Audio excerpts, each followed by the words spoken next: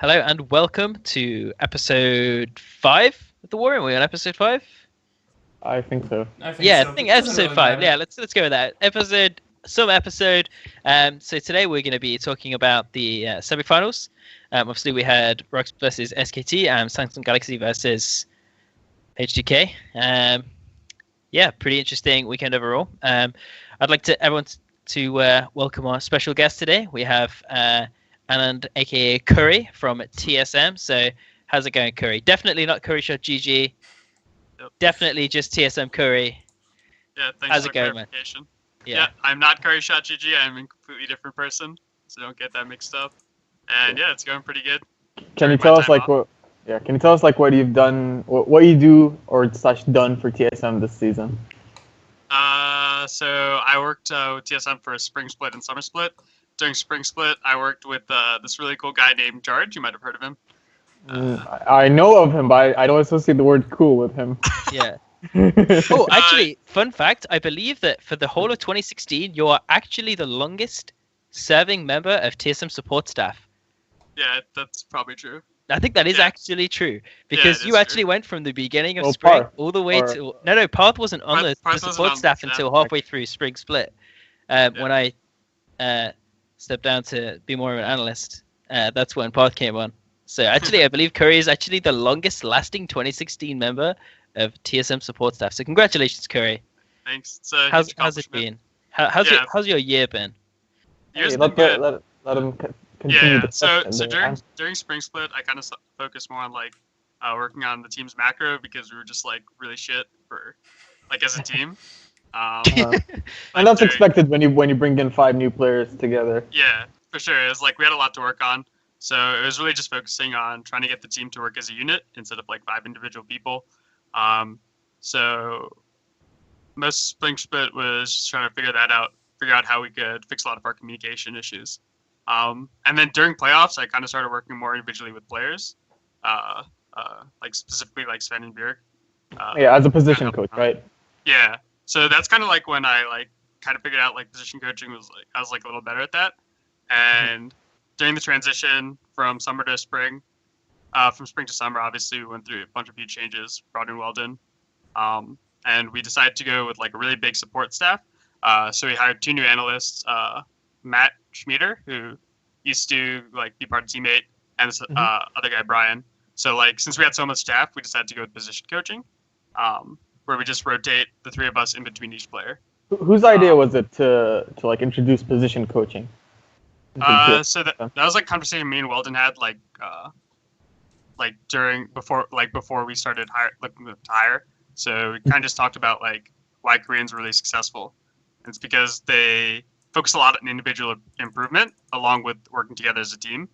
And that just works out really well for the players because it helps them feel more invested and not just feel like everything they do is improving for the team, but getting like their own sense of improvement as well. Okay. And it, like, keeps And can you tell us?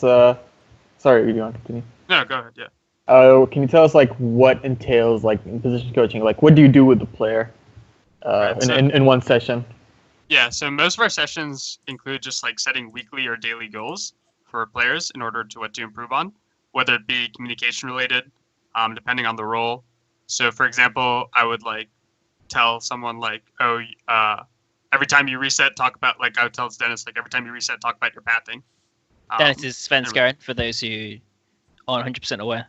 Oh yeah, and so I'd be like just talk about your pathing and So something like I'm gonna start bot side and work my way towards top side and maybe look for a gank or get some Yeah. vision into the red side jungle or something. and then every time he didn't do it, I'd just like be in his ear, just like beep, forgot to Yeah. do this, and then just like During the get game it, or it'll after? happen. During the game. Okay. Yeah, so it was like during the game. That way, it's like instant feedback, so it's like really Okay. easy to improve. Yeah. Yeah, So I was that's interesting because not a lot of coaches or teams like implement that where Yeah. you give Right. them immediate feedback in game. They'd rather Yeah. just like just throw them out into the game, into the scrim, and then wait till after the game to tell them, okay, here you're supposed to say this. Go over comms. Okay, here you're supposed to say that. Do this, etc. I can- can say that some players are annoyed by feedback during games. Like I worked Yeah. with some players that absolutely hated it. Like we wouldn't even Yeah. pause. It was the kind of thing where we'd shout out loud, like when they were resetting or when the game was more still, and they would hate it. So it's good that players learn to acceptance and feedback, even though you won't be there for games, because I still think it's a good way of improving. So Yeah. I think the difference is like you only do it if they forget to do something, right? You don't tell them before, like Mm-hmm. before they reset, you're like, okay, now you're gonna reset. Tell them like what you're Yeah, doing. I don't like. Right? I don't think that's useful because I think that gets annoying, for sure. Mm-hmm. So just try to like. Yeah. So I mean, obviously, I talked to the players before, like the best way they would like to deal with it. Okay. And just like personalize it based on who I was working with, like how much I would Okay. talk. Yeah. The instant feedback thing is actually something we tried to implement in spring, but given that it was just me and Curry, it was like really difficult in the beginning to try and find a way to do it because there's always that difficulty between like trying to work on like individual things because there was a lot of things that we needed to work on in spring that were really important, but also there was like but a lot of that was like individual things, like certain players on the team were just like not talking through the entire scrim, would just like say like 3 words and that would kind of be it, and there's some real problems there. But as time went on, like people became more comfortable, and that was just like a throwback to how people were operating on their previous teams. There was we called it PTSD. Like a lot of the players had like PTSD from their previous teams, and how they were all kind of trying to like not be the person they were on their last team, and kind of going almost too far in the other direction. But yeah, it's super difficult. But the instant feedback thing is definitely something that is just proven to be more effective than like delayed feedback. In terms of kind of drilling in that this is a mistake, I must not do this, or this is the right decision, I must do this in the future. So And there's so much other stuff that you have to go over after game. So yeah, it just kind of point out little mistakes. Yeah, it frees up the coach to focus more on the macro, like the head coach to focus more on the macro, and allows people to kind of do their own individual stuff like on the side without getting in the way of talking about a lot of the macro issues, which usually takes up too much time, and you can never really focus on the micro issues. So, how was Worlds anyway? Well, as you know, it's like obviously pretty disappointing. Well, how's bootcamp before like we get into Actually, yeah, let's talk about the bootcamp. That's more interesting. Bootcamp was really interesting because it was just so fast paced how the meta evolved. It felt like every day there was a different meta because like no one really explored 6.15 enough because it was the only patch was right before playoffs. So it just felt like every day like we were scrapping something, everything that we learned to try to relearn it. And that could be like who we're facing, or like one day we'll face a team we haven't scrimmed in a while and they have this whole new strategy and we're like, wait, now we have to like prepare for this. It was so fun. It was really cool just like seeing all the best teams and actually playing against like really structured and like I don't know, like just good teams. So would you say that the different things that teams were playing, was it region based or team based? I think it was team based more than anything. Okay. Just kind of like really varied. We didn't like, I can't really say like who our scrim partners were, but we're kind of scrimming more or less like everyone, other than the people in our group. So it just seemed like it was more team based depending on where their priorities lay, because everyone was figuring it out at the time. So even like our priorities changed, like what was strong, what was good. Yeah, I wanted to ask, during bootcamp, did you do mostly 2 blocks or 3 blocks, or was it like interchanging? I think we were doing mostly just 2 blocks. Yeah, okay. Yeah. Because I think it was hard to find blocks. Yeah, and it can burn you out pretty fast if you do 3 blocks. And I was going to mention as well that 6.15, I believe, was only played by wildcard teams in the wildcard tournament. So yeah, it's a big. It ends up happening every year where the Worlds patch hasn't been really played, so there's always like big changes, and everyone's trying to figure their shit out 3 weeks before Worlds. Yeah, and you can't even like really test things in scrims because they're not always like reliable way of actually figuring out what works. So you have to wait until the actual game, so like week 1, to figure out who was actually right in their like understanding of how the game's going to play out. Yeah, because what was interesting is that it turned out to just be like you need to try to get as many lane bullies as possible with a jungler that can, be empowered by that lane pressure. So that's why we ended up seeing Jace, Kennen, some Rumble, and then like Poppy. That was like the only champion really you pick to kind of withstand laning phase and lose early to be able to have more of an team fight impact. And I'm sad because like I feel like there were a lot of other top champions, top picks that would have been fun to see. but we didn't end up seeing just because of the way the meta came out. Specifically for me, I wanted to see more Kled, but we only got to see one game of that. Yeah, That it was was pretty- very inspiring. Yeah. I enjoyed it. Yeah. I think Wonders Kled was wonderful. Memes. Okay, so yeah, So does anyone else? how Yeah. confident were you guys going into Worlds, coming out of the boot camp? I mean, we're Like, really how confident. was morale? But I think morale is always good, just because like TSM had a really good mindset when it came to scrims. We were less focused on result based, like win loss, and more focused on improvement. We felt like we'd improved pretty well. So Okay, so Yeah. good confidence, and then week 1 happens. You go 2-1. How are things after that? Or like, because you did go 2-1, but the games are shaky, right? Like yeah. even the, Well, and the even Samsung players- game was really clean. Yeah, But the Splice Samsung game game was like the Splice game was messy, like heart beating out of my chest. yeah, and the RNG game was good early game, and then things started falling apart in Yeah. the mid game. Yeah, the RNG game was like I think it ended up being like a comp issue more than anything. It felt like Yeah. even though we had like a more aggressive jungler, our like lanes couldn't deal with their team comp because they like just picked Sivir, Karma, Hecarim, and just ran over like our Yeah. immobiles. We didn't build enough of the lead. Yeah, and then so after week 1, you go 2-1. It seems like these issues that your team kind of identified these issues.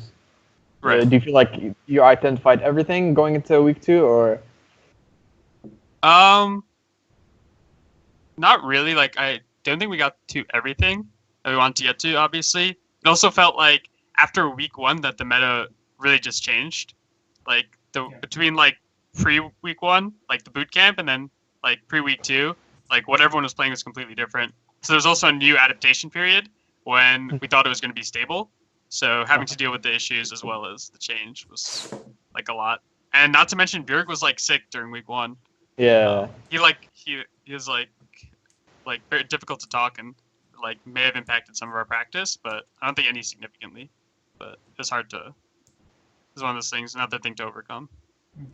Was pre-week 2 when did you start seeing Zyra in scrims before week 2, or was it like a surprise when Core picked it? I think Core was the first player to pick it at Worlds.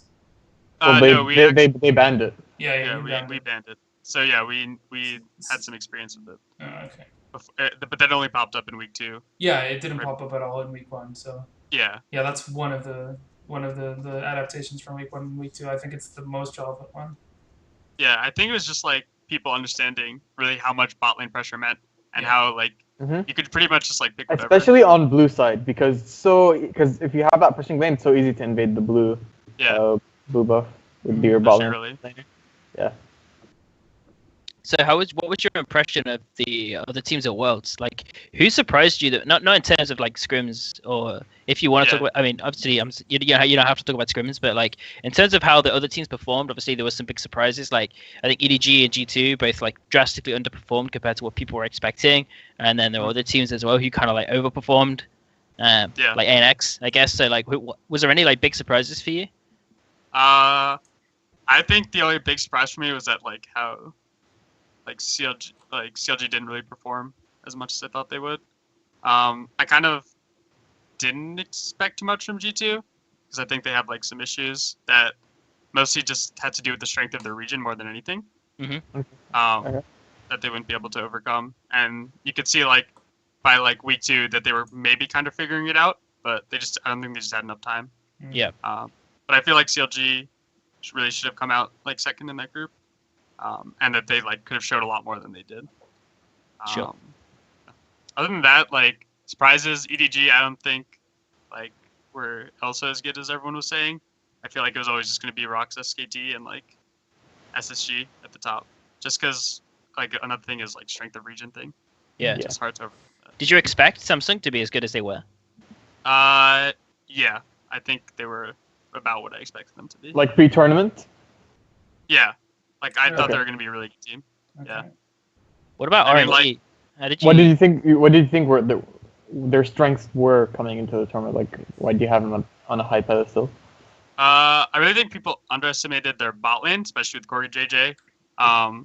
I think it's something people started talking about more in week 2, but I mean they were really like just significantly better with him with the addition, as well as like Kube was really going off like the whole playoffs and everything. Yeah. And like people kind of talked about it, but it felt more like people focused on how bad Someday was playing, which is fair.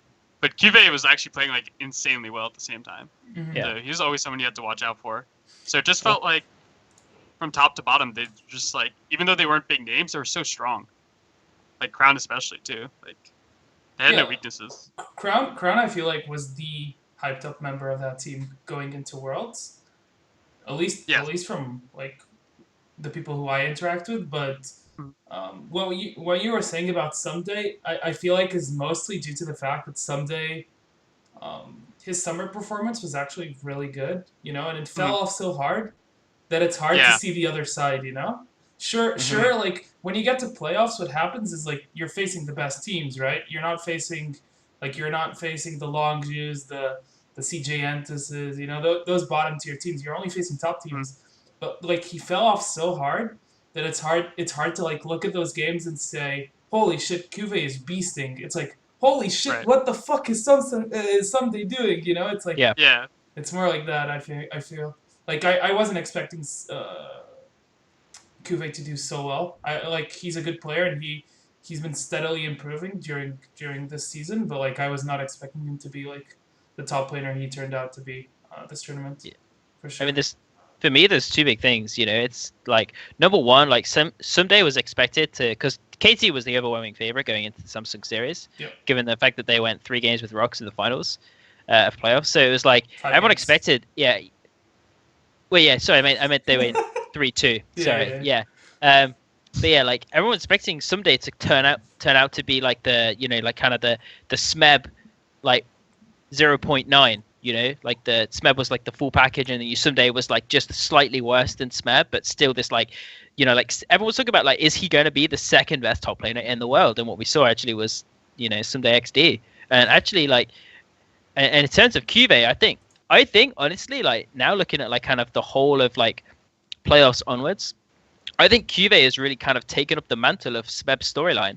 Of this, I mean, I mentioned this on the last episode, but I really think this is kind of becoming more and more true, especially after the series between H2K. I think Cube, in terms of like, has really done the whole like, I was a garbage player and a garbage team, to kind of being like, I mean, he's in contention now for the MVP of the whole tournament. Like, if Samsung win versus SKT, I see a case for Cube. I think in terms of his individual performance, he's been a major factor as to why Samsung's winning a lot of these games. He's been phenomenal, honestly. I think he's been super good. Yeah. Anyway, so I think we've spoken enough about the TSM side of things. So we'll give that a rest for now. Thanks for answering the questions, Curry. Well, let's talk about some actual gameplay that we saw between ROX and SKT. So, Curry, what was your general thoughts about this series? Like, give us kind of like the quick rundown of how you felt about this 5-game series. Was it the best series of all time? Was it the best series of all time? It's up there. I don't know if you can call it the best yet, though. I can't really like think of anything right off the top of my head. KT Arrows versus Samsung Blue. Oh, yeah. that was so sweet. Especially that was a huge overperformance from KT Arrows, though. Yeah. But still a good series. it was an amazing series for sure. But I think for me, in terms of, I think this is the best series of all time purely because of the prestige value. Because I think most people are under the assumption that whoever won that was going to win the tournament. So that was kind of like a de facto world finals. And I think for that reason, it kind of gets extra points. Like OGM finals is obviously really important, or SKT finals, whatever the kind of timeline you're in. I think obviously that has a lot of prestige. Like winning a Korea has a lot of prestige, and I think that like it is probably a harder tournament to win, like the playoffs in Korea. It's in terms of like pure strength and how well you need to play the entire time. I think it probably is harder to win than Worlds, but I think just the prestige level of Worlds, I think that really kind of edges it out for me. Mm-hmm. So, what was everyone else's thoughts on this? I was really disappointed actually in the end because I'm a ROX fan. Like actually disappointed. Yeah. I need to write recaps after every series for locking, and I was like, fuck. And I was writing like in between games, right? And then it got to 5th game, and I was like just staring. Single at the tear rolls result. down your cheek. Yeah, like it took me like I think it took Just me a, it took me more time to finish that recap with the 5th game than the other 4 games combined. I was really disappointed. I really thought this time they would finally take it, But yeah, I'm Yeah. representing today, so that's what counts. After game 3, I thought they'd take it. Yeah, same. as we ended up finding out at the end of the series, I again was correct. Ugh. The only member from the last episode. No, I wasn't here last episode, but I was also correct. You can check my Twitter. Yeah. To be fair, Loco said, I think Loco said SKT 3-1. Yeah, Sure. I said SKT too, but I have to admit that I didn't.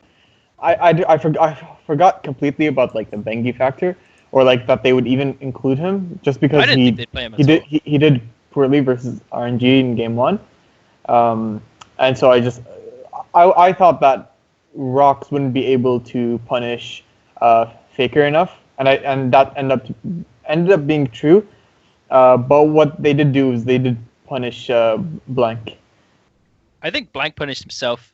Like, I mean, we'll talk about this more. Sure. Like, in when we start breaking down, like, what was the differences between Pin and Blank? Because I actually have quite a lot to say about that. But I think Blank is just, I think Blank has to go at the end of this tournament. Like, he just has to go. Like, I mean, we can talk about this. Yeah, but I actually wanted to ask who would you get for Blank? Which LCK jungler? Any Beyond, of them. baby. Fucking any. Oh yeah, Beyond. I'd go Beyond, Really or even like could happen score. I don't know. Yeah. Can I just say, I was also right in my prediction, because even though I predicted ROX to take the series, in my pick'ems I have SKT. I haven't told anyone this. This is the only time I'm coming out saying it. Unreal. I hedged my bets. I wasn't actually going to release my pick'ems. This is after he publicly called Chakras and me out for hedging bets, and we never do, and then he ends up hedging bets. Yeah. I'm just the mastermind, dude. You just cannot understand how far I'm the next level.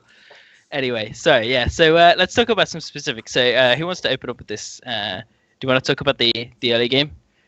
We have some stuff to talk about the early game. Okay, let's bring up the clip. Let's bring up the clip. So this is. Let's talk about this is the draft, right?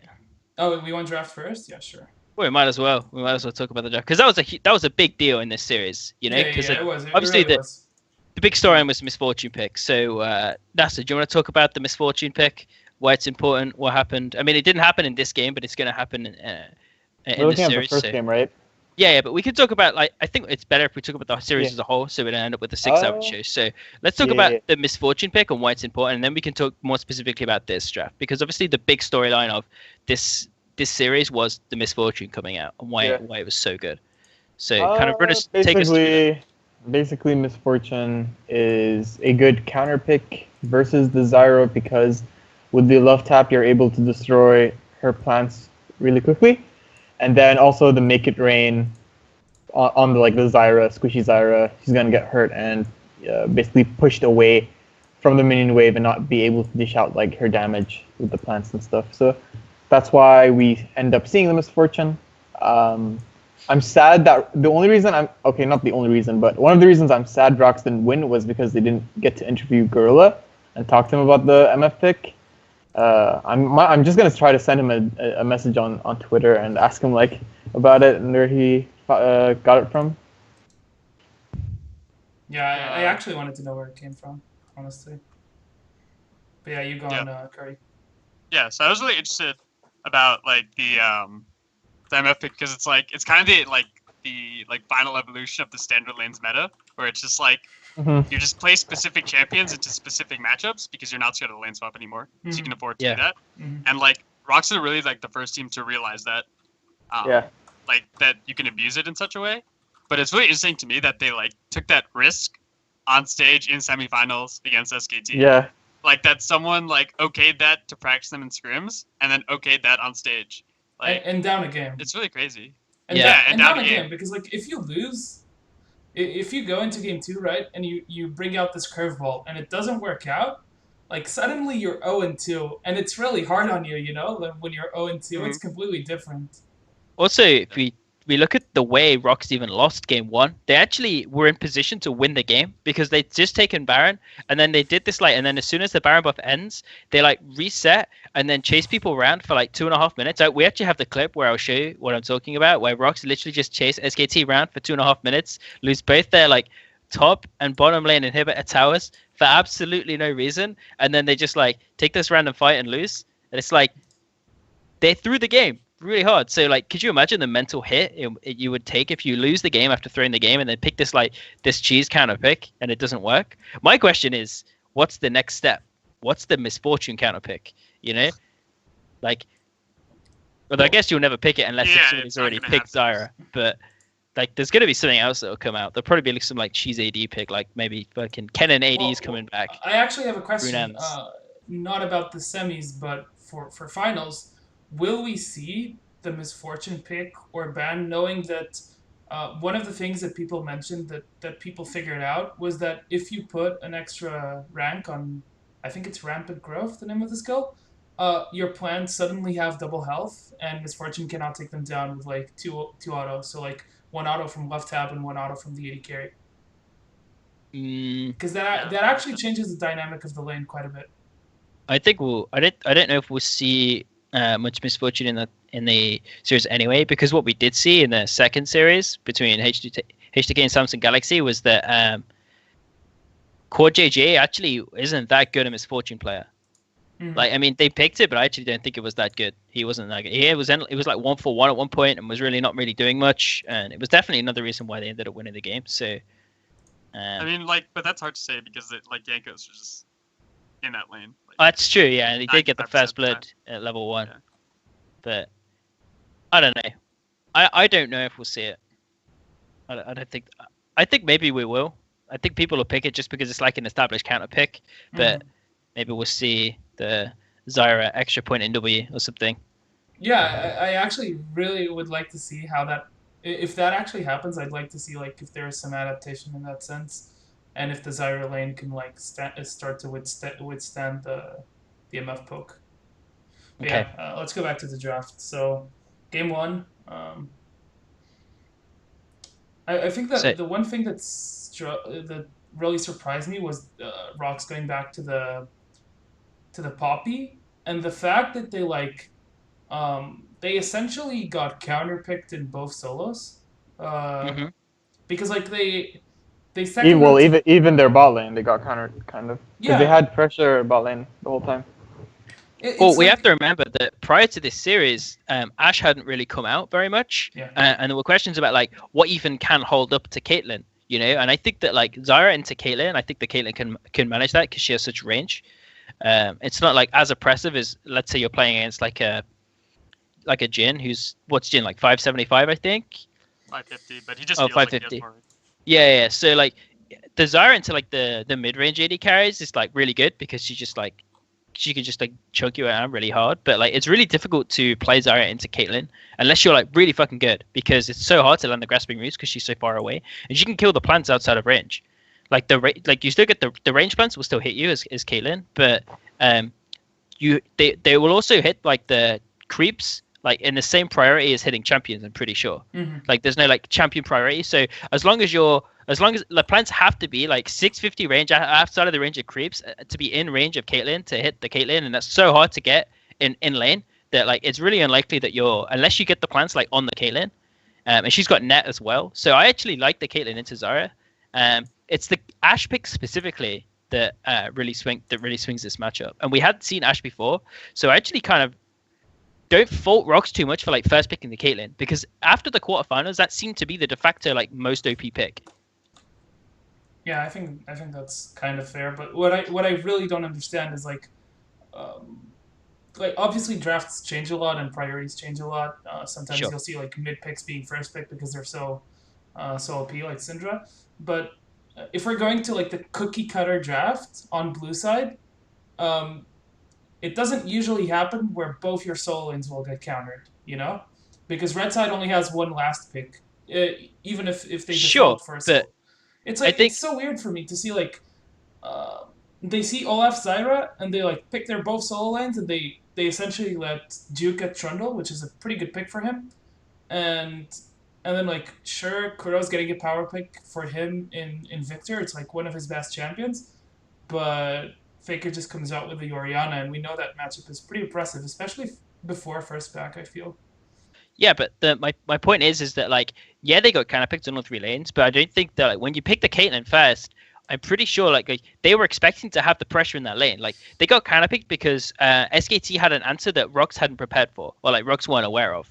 You know, so it's like that's not so much of a fault in the draft as more as just like SKT had something that ROX hadn't been able to like account for before the series. So what they wanted to do was have like the aggressive jungle with Elise, and you know we could talk about how it's like not that good into Olaf or whatever, but like they picked the Caitlyn to have a pressure lane. But what ended up happening was that SKT drafted in such a way that ROX had no pressure lanes. So it's not necessarily like ROX's fault. I think it's just like a good draft from SKT, rather than being like a misdraft from ROX. Is kind of my take on it. Nata, what's your take on this? I think the one thing I hated from the series was the blind pick Victor. Yep. But honestly, I remember Monte Cristo saying on Summoning Insight on Twitter that Kuro's champion pool is pretty good in this meta. You know, he's a classic Syndra player. He knows how to play Ryze. He knows how to play Aurelion. So he can play all the good all the good mid champions in this meta. The problem is that in this series, all those three champions are banned the whole time. Yeah.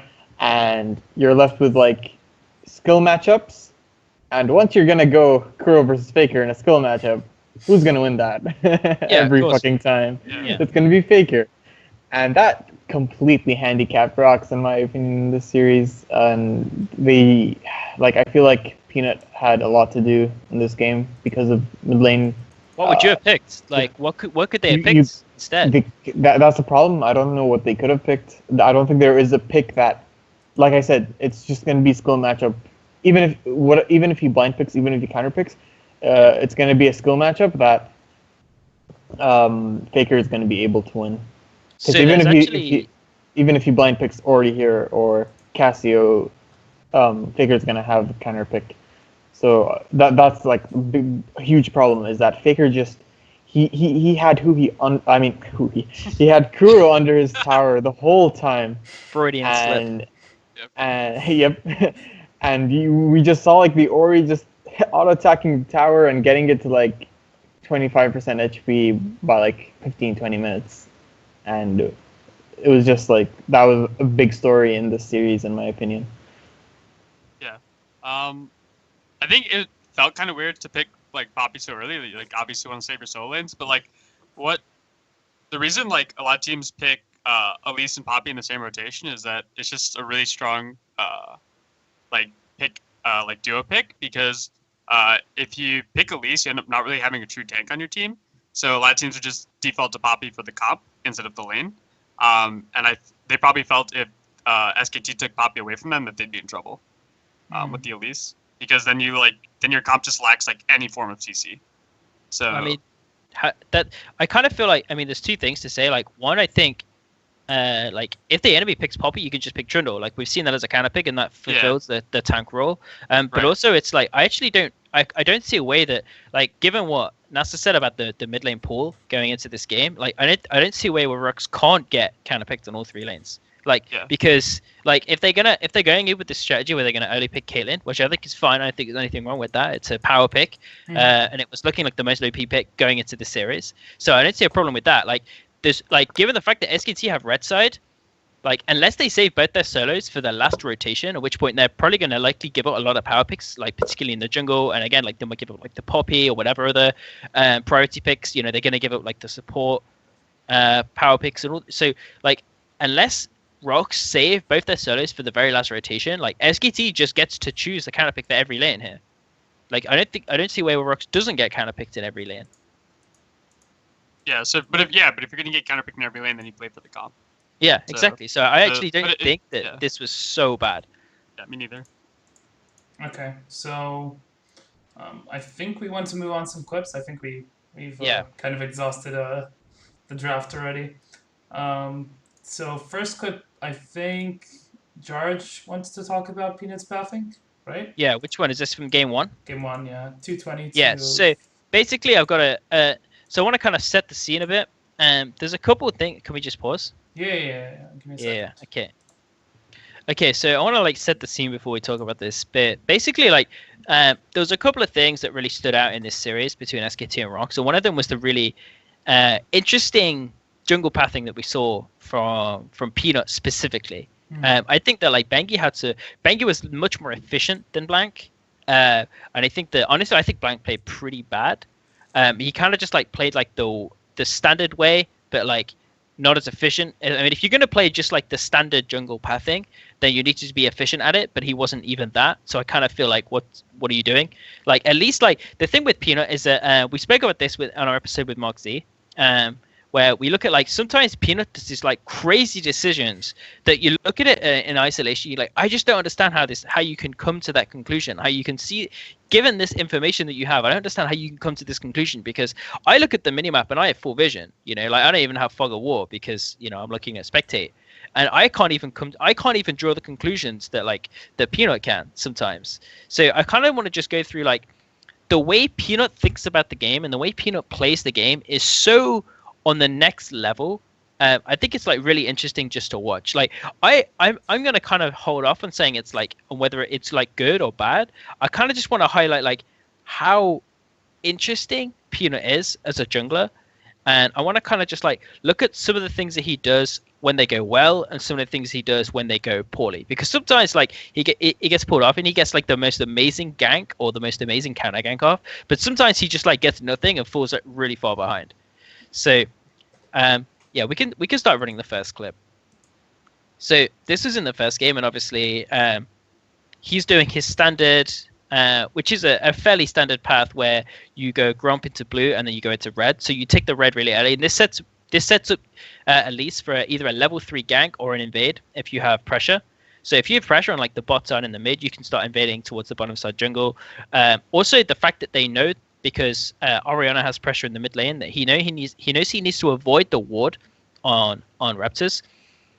So he actually just like skips his Raptors, goes straight to red. That sets up the level 3 gank or an invade, depending on the situation. It gives you a lot of freedom. But what we see is he actually repels into the dragon pit and goes into.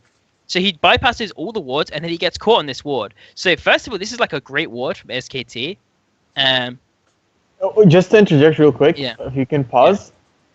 Yeah. So look at all the wards on SKT's side. Like they know that through scouting probably that Peanut loves to level 3 gank, and they basically covered all the entrances or like the gank entrances that Elise can go through, and they all did it at they all warded at around the same time. Like it was really smart, really pre-planned and cool to see.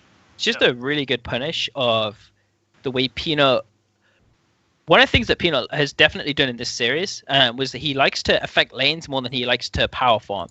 And I think that's definitely something that SKT saw and they scouted. And it's just, I mean, you could just look at the scoreboard right now. Like he's on 7 creeps and Peanut's, and Bengi's on 15. So he's really far behind. And what happens next is like even more interesting. So that's the thing. Like on Elise, it's if you get that level 3 gank, you can back with like a good buy on Elise and just like take over the map because she gets that early lead. But the problem is, if that gank fails, it's like the same for most junglers. If you go for a level 3 gank and it fails, you're gonna fall behind on tempo. The enemy jungler is gonna be able to take advantage and counter jungle. And that's why like it can be risky to go for level 3 ganks, and that's why you kind of see junglers power farming earlier in the early game and then ganking later on. Yeah, it depends a lot on the jungle champion you have. Like because Olaf has no like flash or any way to get over the walls, what you tend to see is people default into that power farm style because that's kind of the only option he has. It's really difficult to gank in the early game as Olaf if people are paying attention to where he starts and what his efficient jungle pathing options are and where the pressures on the map. It's very difficult for an ARC to kind of do anything unorthodox, which is why you see champions like Nidalee and Elise a really high priority, because not only can they clear very fast, but they can also jump walls and take really creative jungle paths. That's actually what made Rek'Sai so popular and Gragas so popular back a while ago, because not only did they have like the really safe sustained clear, but they also had really unique jungle paths that they could get like behind lanes and like over walls and avoid vision. That's something that Olaf can't do, which is why you see people just power farm on him. So he generally usually gets ahead in the early game because that's kind of his only option. So people double down on that. But yeah, let's go back to watching what Peanut did. So if anyone was noticing, what he did is he cleared the crab, and then he walked up and he actually skipped his raptors because he knows that Bengi's on the top side and Bengi's about to invade. So we can actually just play it and just watch what Bengi does. Bengi actually makes a mistake here. So he goes to clear, he goes into his raptors, but Bengi actually just kind of like hangs around inside the top river and then doesn't go to invade the wolves.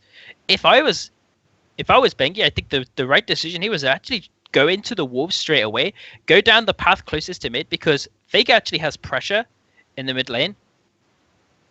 So he could have like pushed Kuro underneath the tower and gone in and taken the wolves, but he didn't. So Peanut actually ends up falling. Peanut doesn't lose as much as maybe he could have, and then he manages to get his wolves. So you can carry on playing, and then we'll kind of just see what happens from here. So I don't know if you can speed this up a bit, go into like time stew. Yeah, sure. Okay, so oh no, it's not this game. Sorry, yeah, that's. Let's actually go into the next clip. It's the next clip I wanted to talk about. So next clip. Yeah. Is it their dive?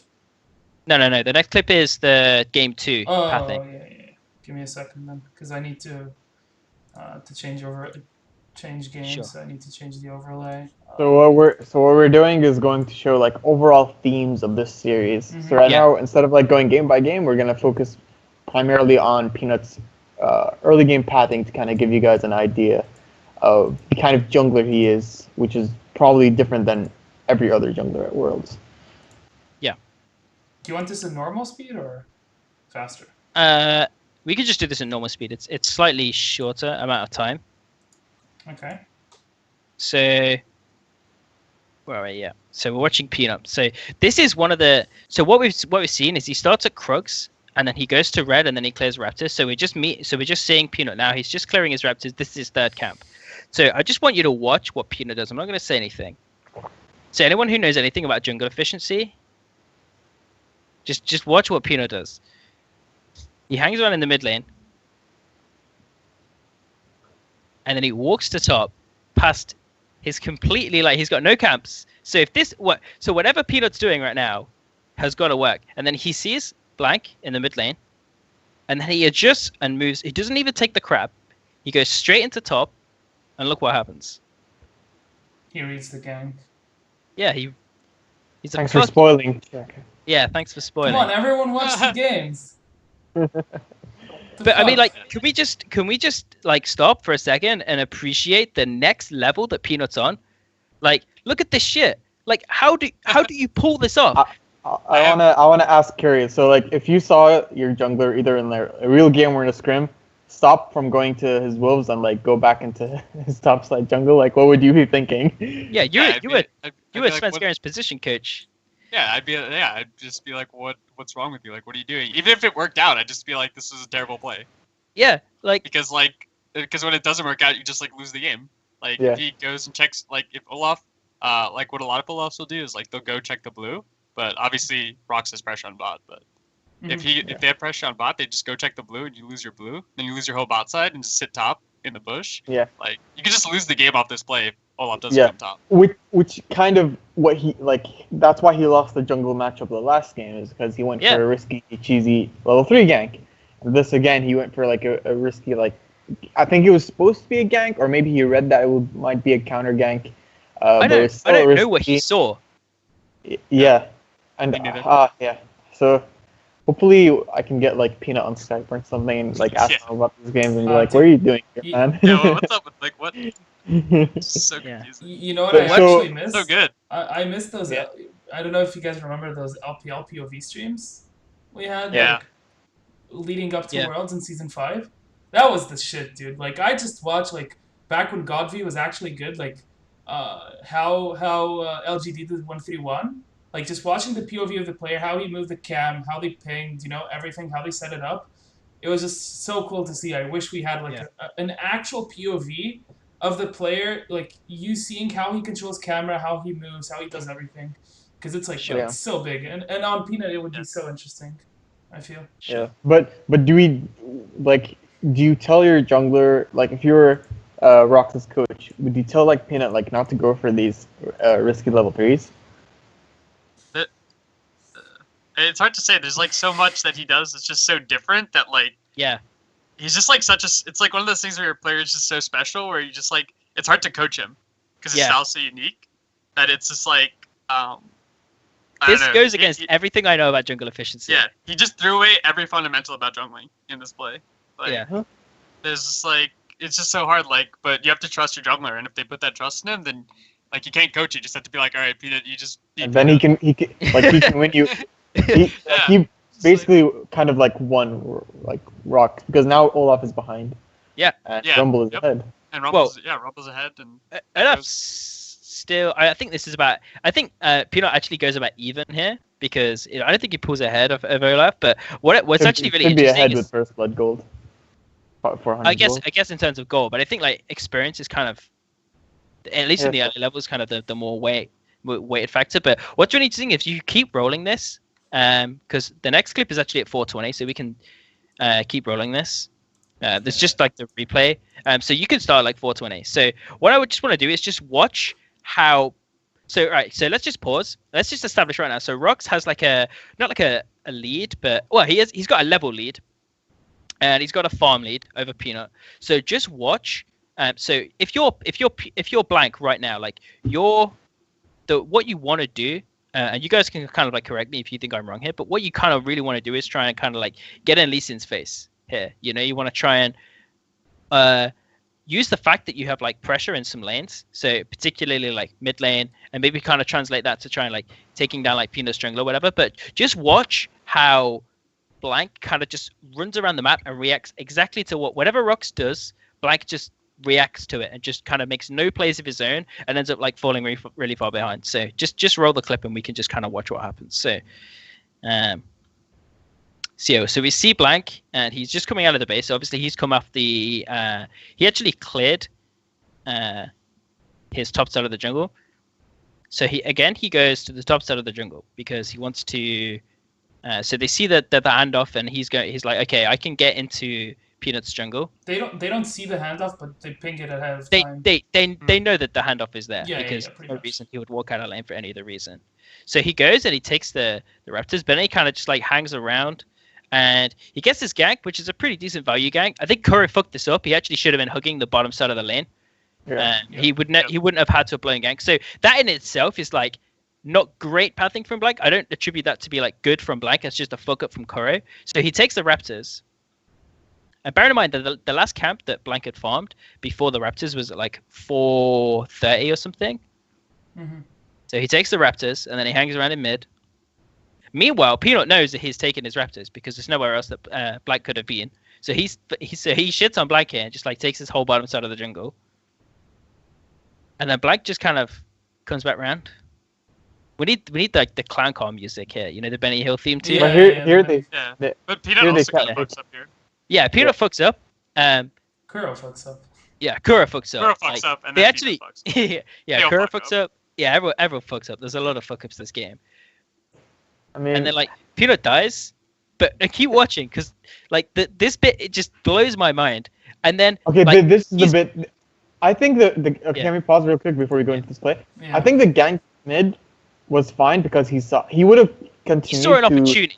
He would have continued his counter jungle if he didn't see that Karma was mispositioning, and then it led to Faker getting a kill, and then he also read that Peanut was in his jungle because he was the one that pinged that Peanut was there. So I think that part was good. This is the part that is weird from not just Blank but also Faker. So let's see here. Yeah. So notice that mid is completely pushed in right now. Yeah. I noticed that Blank is in the fucking top side of ROX's jungle while they're diving, like while ROX is like diving his fucking team in the bottom lane. They're up their second tier tower, and like Faker's going down, and I don't know. I think if I feel like if Faker, I mean, this play is sick, by the way. This flash heal play is fucking sick. This is just ROX in a nutshell. It's just they do this crazy shit that like nobody else does. But like even the play itself is crazy. Like your jungler just died, and then you call for a teleport onto their bottom lane. Yeah, so like Blank is like do this.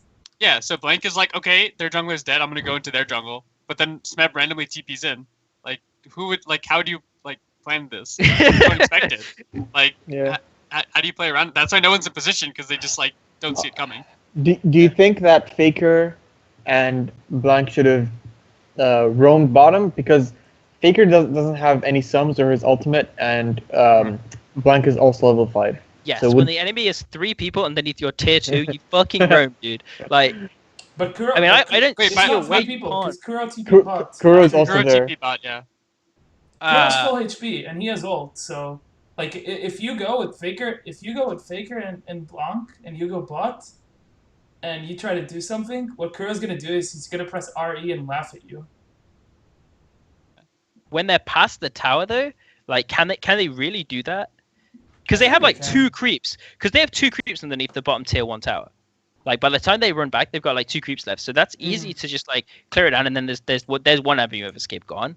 Like, I mean, I'm gonna sit here and like break down like what exactly is the optimal execution. What I'm saying is that like when also let's look at the time frame. So Olaf, so when he comes off wolves and he just like roams down to bot. Let's bear in mind that the last time he farmed a camp was like 4:30. So in between 4:30 and 6:30, he's cleared 2 camps and he's got 1 gank off in mid.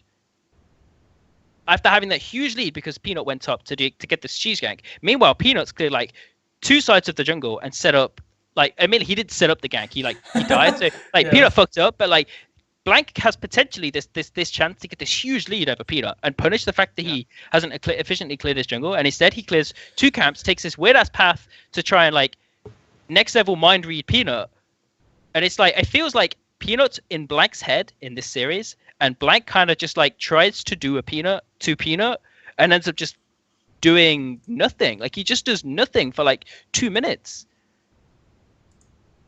Yeah. I mean, like, I wouldn't say completely nothing. Like he still, helped get Faker a solo he got kill. Circumstantial advantages that weren't predetermined through his good play. It was he saw an opportunity happened to present itself in front of him, and of course, as any professional player would, he punishes. Kuro is not hugging the bottom side of the lane, which he should, because that's where he has vision, and he knows that Peanut's on that side. So obviously, like Kuro fucks up, and yes, credit to Blank for punishing, but like any platinum player could have done that gank. That's not like what I'm saying is that like Blank here like just does nothing. I'm not going to say here like, okay, he should have exactly gone here and done this, but what I am saying is that what he did do was not efficient, and he got lucky that ROX fucked up in the ways that they did. I don't know, dude. It's like a lot of cases. I'm a bit like Curry, where it's like, if like sure, ROX's plan here was probably to set up this dive with the jungler.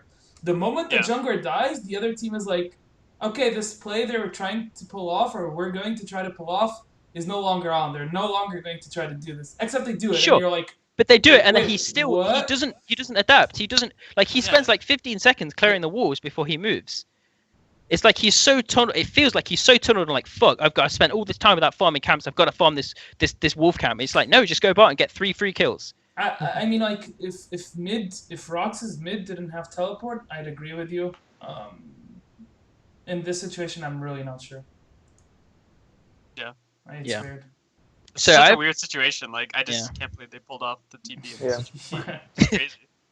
Yeah. I mean, this for me is just like the biggest story about the differences between these 2 teams is that ROX is fucking crazy, dude. And Peanut is like the biggest culprit for it.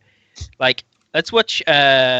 There's actually I want to look at Game 5 as well. Can we bring up the clip from Game 5? Yeah, sure. It is also going to be Peanut jungle pathing. Yeah, so this is also this is going to be the last time I'm going to talk about Peanut and kind of why he's so fucking mental. But I mean, credit to the guy because it is, isn't it?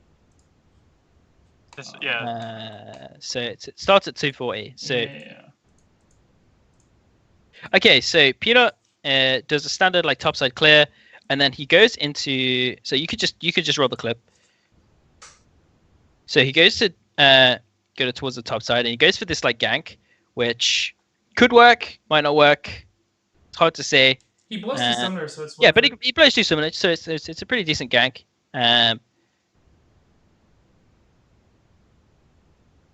Oh, I remember it. This one is so good. Yeah, I don't want to spoil it, so I'm just kind of gonna let it roll, and everyone can kind of just like see what happens. Yeah. I think it's super interesting how Peanut just went for the level 3 gank too.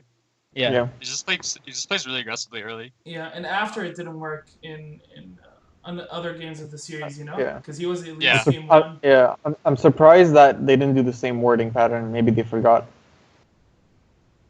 Where Bengi would ward next to the Raptors. I think it's because they didn't have pressure on bots, so they couldn't get the wards because they were being shoved in. Sure. But the thing is about... Around mid, okay. where at least came in. Yeah, but the thing is, this might just be adaptation from ROX, because like game 1, they were playing... Peanut was on Elise, right? And what he did was he did Gromp blue, red, and then he knew he couldn't gank because like SKT got all those wards, and sure, pressure is different because of their lanes. But this game, what he did instead was he cleared topside and went for the level 3 gank from topside, which is not but so standard. no. In the game 1, they also had a ward there. Yeah, they did. They had a ward. Bengi placed the ward there. Yeah. They, like I yeah, said, in that game, they placed the ward in every lane Never entrance. mind. Yeah, they have And the ward both behind sides red of buff. mid. Yeah, I forgot the word behind red buff. Anyway, before you hit play, just quickly, let's just recognize that like, so this is the read that Peanut's about to do. He reads that they're doing a blue buff handoff here, and then just watch what he does. This is just so far beyond like anything. Like I cannot. I don't know. Like Peanut man, he's fuck. This is why he's one of the best junglers in the world, but also why he like can just as easily throw the world finals as he can win it. Or He's not just either. fucking. Yeah. What I love here is the camera work that Lolliesputs does here that really kind of like sets it up. So they turn off the fog of war. So like, we need the Jaws theme tune right here. So Bengi sees that he's just cleared the crabs. He's like, okay, is it my raptors? Nope, he's fucking in the brush. Yeah. And he just like solo kills Bengi. He reads the map and he reads Bengi so hard, and he just fucking shits on Bengi. Like, what a beast, dude. Yeah. Can we just all appreciate how fucking awesome it is that Peanut plays this game and how exciting he makes League of Legends? Yeah, like this is really good. I mean, what a great player. Unfortunately, I mean, he has an anchor in his mid lane. Oh no, it makes me so sad. But like it's like so a lot of teams like opted to not do the first blue handoff because of the information you give away where your jungler is, and like it becomes really easy to read.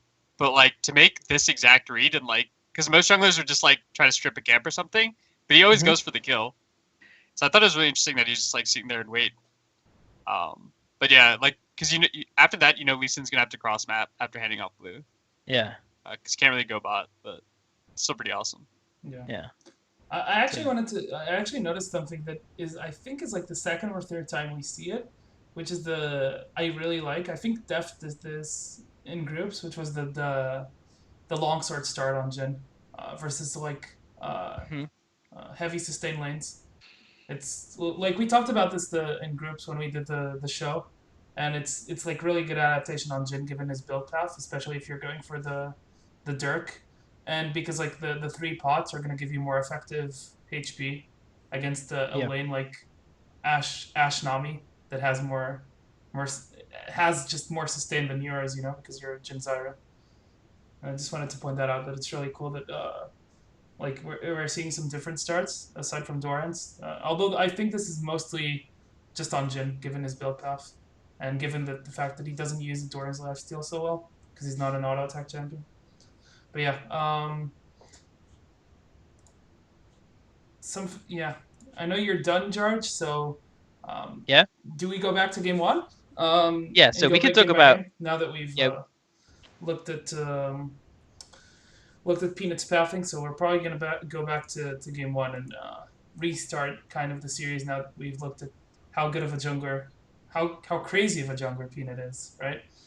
So, sure.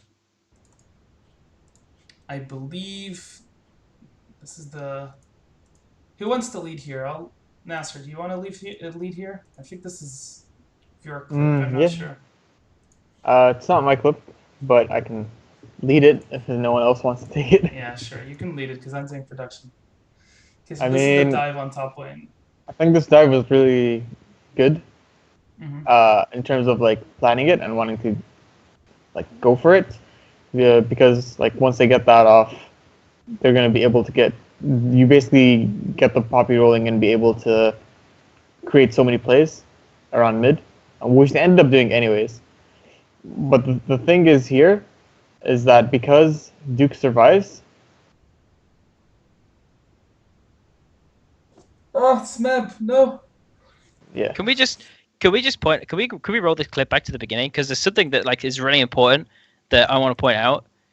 Is that like look how much time like Korra spends in the fucking brush? Like no, even go over slightly even further. Mm. So instead of pushing the wave out, look how much time Korra just sits in the brush, just running around. Like what is he doing? Like And he moves out of it too. So because he, it's like he kind of gives away that he's not like actually either running top. yeah, like either you sit in the brush and you threaten the fact that you're going top to like zone Duke away from the tower. So like at this point, like what he's trying to do, I think in theory, is trying to get Duke to give it this huge wave by like leaving because you're like, oh, we're threatening the 3-man, like Kuro's off the map, so he could be roaming top. But instead, like if they're just gonna commit to the play, then just commit to the play. Like you have to kind of choose either you're gonna try and force him off the tower by like denying information and threatening, or you just commit to the play. But he just sits in the brush, and you get the worst of both options. With the way Curry plays this, you get the worst of both options. Mm-hmm. I wanted to mention something that is actually, I was looking at this gank, and it reminded me of something else. So besides ROX like missing like a fuck ton of skill shots, they miss everything here, and they never like really set it up correctly in my opinion. Where like Smeb should have probably like done the ult reposition. He should have ulted. Yeah, He should have ulted ulted and then repositioned for his charge first and charge, forced the exactly. flash, which sets up a free cocoon. Yeah. So yeah, sure, they misplay this, but notice how like if we go back a bit, like the way Duke plays this is he never hugs a wall, and he always positions in a way where Poppy can never like get a good charge. See how he's moving? Like he's dodging the cocoon, but at the same time he's not like hugging the wall. And if we go to the other semifinals, actually, between Samsung and H2K, a very similar, I think it's this game, yeah, a very similar gank happens top lane, and yeah, I believe I skipped it already. So 350, yeah, right here. Look at how Odoamne positions. This is the difference. Like, it's really minor, but it's like, look at what Odoamne does. He hugs the wall right here, and he just gets charged into the wall. So that little thing that Duke was doing is actually like really good, because if you don't let the Poppy, because like what Poppy wants to do, especially if it's pre-6, right? Because here it's pre-6, he doesn't have access to ultimate. Is like what she wants to do 100% is get the pin on the wall, because that allows you to layer the CC. And yeah, I don't know, like that move from Duke, like everyone was talking about, holy shit, like ROX fucked up this gang so hard, and they did, but like Duke played really smart. Oh yeah, Duke gave them the highest chance of success possible. But it's also one ROX that like if they'd have done it right, that's a free kill. Yeah, especially with three for people. Sure, like if you commit like 3 people, it's free kill. Yeah. I also wanted to mention that what just following up on your point, what Kuro was doing initially, like the whole faking the roam thing is good, but like when you do it like for so long and you don't show anywhere, it becomes kind of obvious, especially when you actually move out of brush to mid lane again. Yeah, when you step outside of the brush, it's like fuck up, dude. It's like okay, you just gave away your play. Like I kind of want to give them the benefit of the doubt, so I think what they were trying to do is that they were waiting for Peanut to like box in, because I think they didn't want to just deny him the wave; they also wanted to kill him. So like Kuro actually only starts to move up once Peanut's in position for the box. Until then, I think he's just trying to like not necessarily threaten the top dive, but just stay off the map in general.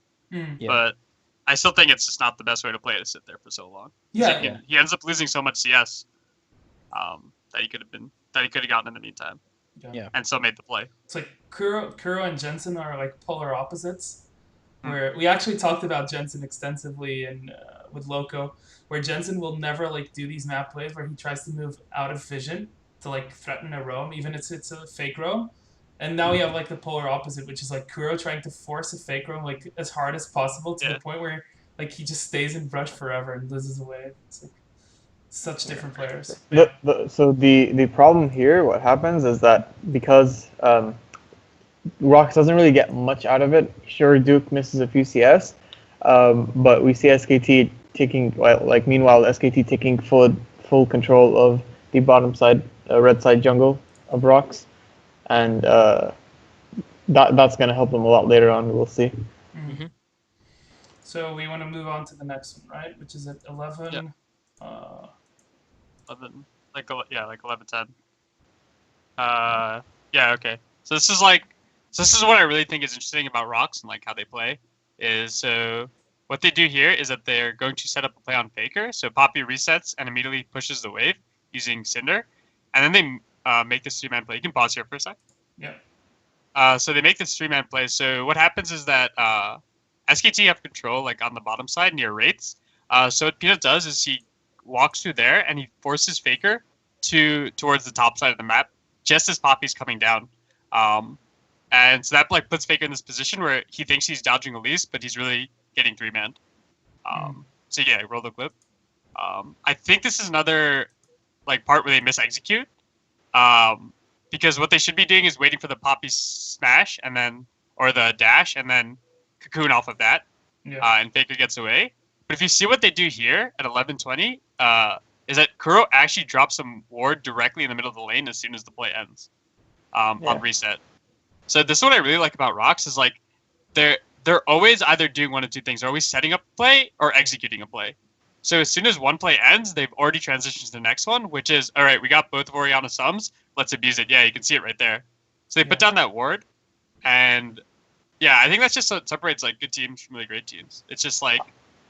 Yeah, I want to go back to... I want to talk real quick about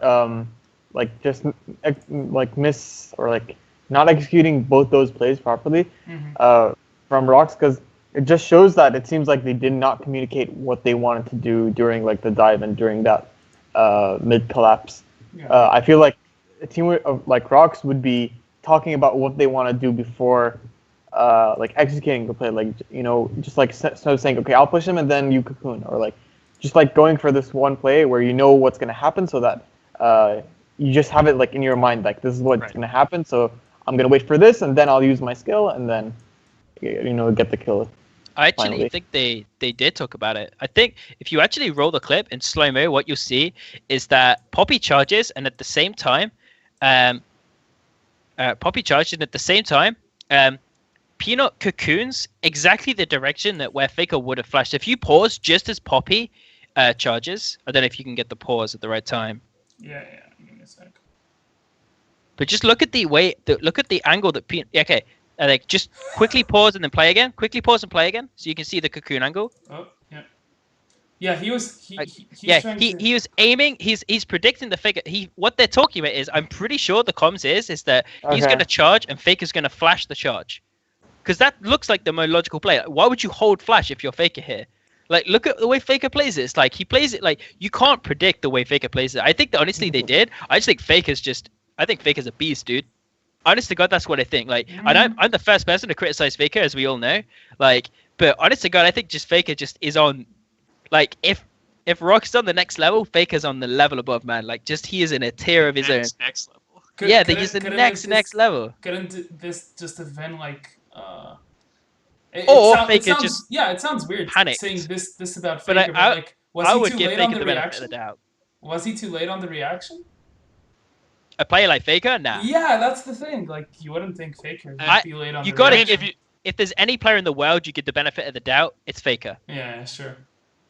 Because he always goes for the outplay. That's how Faker is as a player. Like, Faker would be really good on ROX, actually. Could you imagine? He just fits that style. Like, the balls to the wall. I'm gonna execute everything at the optimal level and just outplay the other guy. Like, hell yeah, dude. Faker on ROX. Let's go. Jesus. Yeah. So Yeah, that's interesting. Yeah.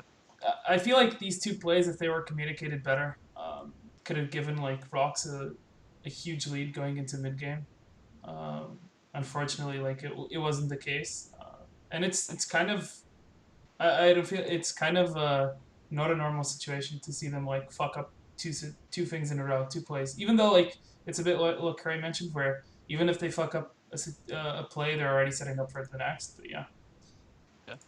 But if you look at the play they set up, which is at 12:40, Yeah. it's just like it's like a huge play that they end up committing because SKT now they're trying to like Faker's just trying to continuously still punish the lane, and they're playing really far up, but they're not respecting the TP because they don't think that ROX have any deep wards.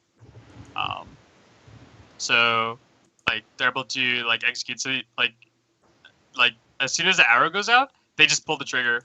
Yeah. And like come directly behind Faker, who has no sums, and This was their super bot lane is already risky moving up as well. Yeah. from Faker to I mean, But yeah. Go on. Sorry. oh yeah, I just think it's just so awesome, like that you fuck up a play that bad, or as what it seemed like was that bad, but you're already like thinking about the next one. Like it's just like almost instinctual. It's just such high level play, and it's like what allows them to like just like to like function so well as like a high aggressive team is that they never stop looking for plays and creating plays. Like they create the plays that they make. They don't just find them. Yeah, it's not just forced. It's actually like thought out in advance. Did it just find them like blank in the fucking ganky mid lane? He found it. He didn't create that play. He doesn't get credit for it. Yeah, Fucking blank. to see a bit the other side, this ties a bit into the whole criticism that Jarge usually puts on Faker, where he plays like over aggressive and he blatantly disrespects in some moments, and we saw that in that Flash Wolves games that they lost, and he kind of did this again, where he's like he actually wasted. It wasn't like he doesn't have Flash, but he has Ghost, right? Because with Ghost he can maybe outplay that. But he doesn't have both sums, and he's playing so far up like constantly. So it's I guess it's kind of cockiness, but that comes with being Faker, I guess. So I think we can move on to the next one after this. Yeah. This is the 23-minute one. Is this Nasser's clip? Whose clip is this? I don't know. George. George? No. Yeah, okay, we can start, George. I think this is yours. Okay, so this is the start of a series of clips. I didn't actually want to talk about this right now, but whatever, we could just jump right into it. Okay. So I just want to kind of look at. So could we pause at 23:20? Yeah. So let's just like look at kind of where the map is kind of set up right now. So ROX is just coming off a reset with Prey, and SKT is looking at pushing down this wave into mid because they want to start looking at taking control of the top side of the map. So they're looking at trying to take control of the river. But the way they execute is just like really kind of weird, and they give ROX like a free advantage here. So just play the clip, and I actually kind of want to talk about this because this play really confused me, and I like part of me thinks that this is a fuck up, but a part of me thinks maybe there's something I missed. So I'm gonna kind of open it up to you guys. But what basically happens is SKT, they start taking control of the top side of the river. They're doing the standard vision control, so this is all fine, and then they just give up control of mid. And you can keep playing, and then they just walk up, and then they walk behind the Baron pit, and then they just cycle back round. And then they go, and they just give ROX this free tower. Am I missing something, or did SKT just fuck up like really bad? Like I don't understand how you can let that happen. That's because it's not like ROX weren't in position and they have the people on the map. They know this is this is coming. If you send 4 people top, of course ROX is just going to beeline for that tower. Like the fuck is SKT doing? I'm trying to figure out if they were like go back to like 23:20. Just look at what happens. Just watch it again. It makes no sense.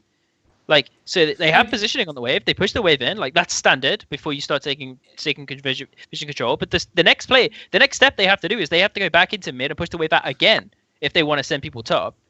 Or, like, take control of river. They're trying to do too much in one play. They ping Smep here. So, like, this tells me either they're just pinging to say he's here, or are they trying to set up a dive on Poppy? It's like, really? Nah. No, like doesn't make sense. There's nobody pushing in the wave. Yeah, like, exactly. He's not out of position at all. Like Smep is as safe as anyone can be on a map at any point. Yeah. Like they have they have no summoners as well. Like if you look at the people they've got, like look at like all of SKT, they have like no summoners and No flashes, no burst on all. yeah. So like I think the SKT just tries to do too much, you know. And we see actually this is the first of a few clips where we see like some of the weird map plays that like SKT and even ROX do as well. Like sometimes they just do this shit that just like it feels like sometimes they just drop the ball. And this is in the first game as well, so you can't even cite fatigue as an issue. Yeah.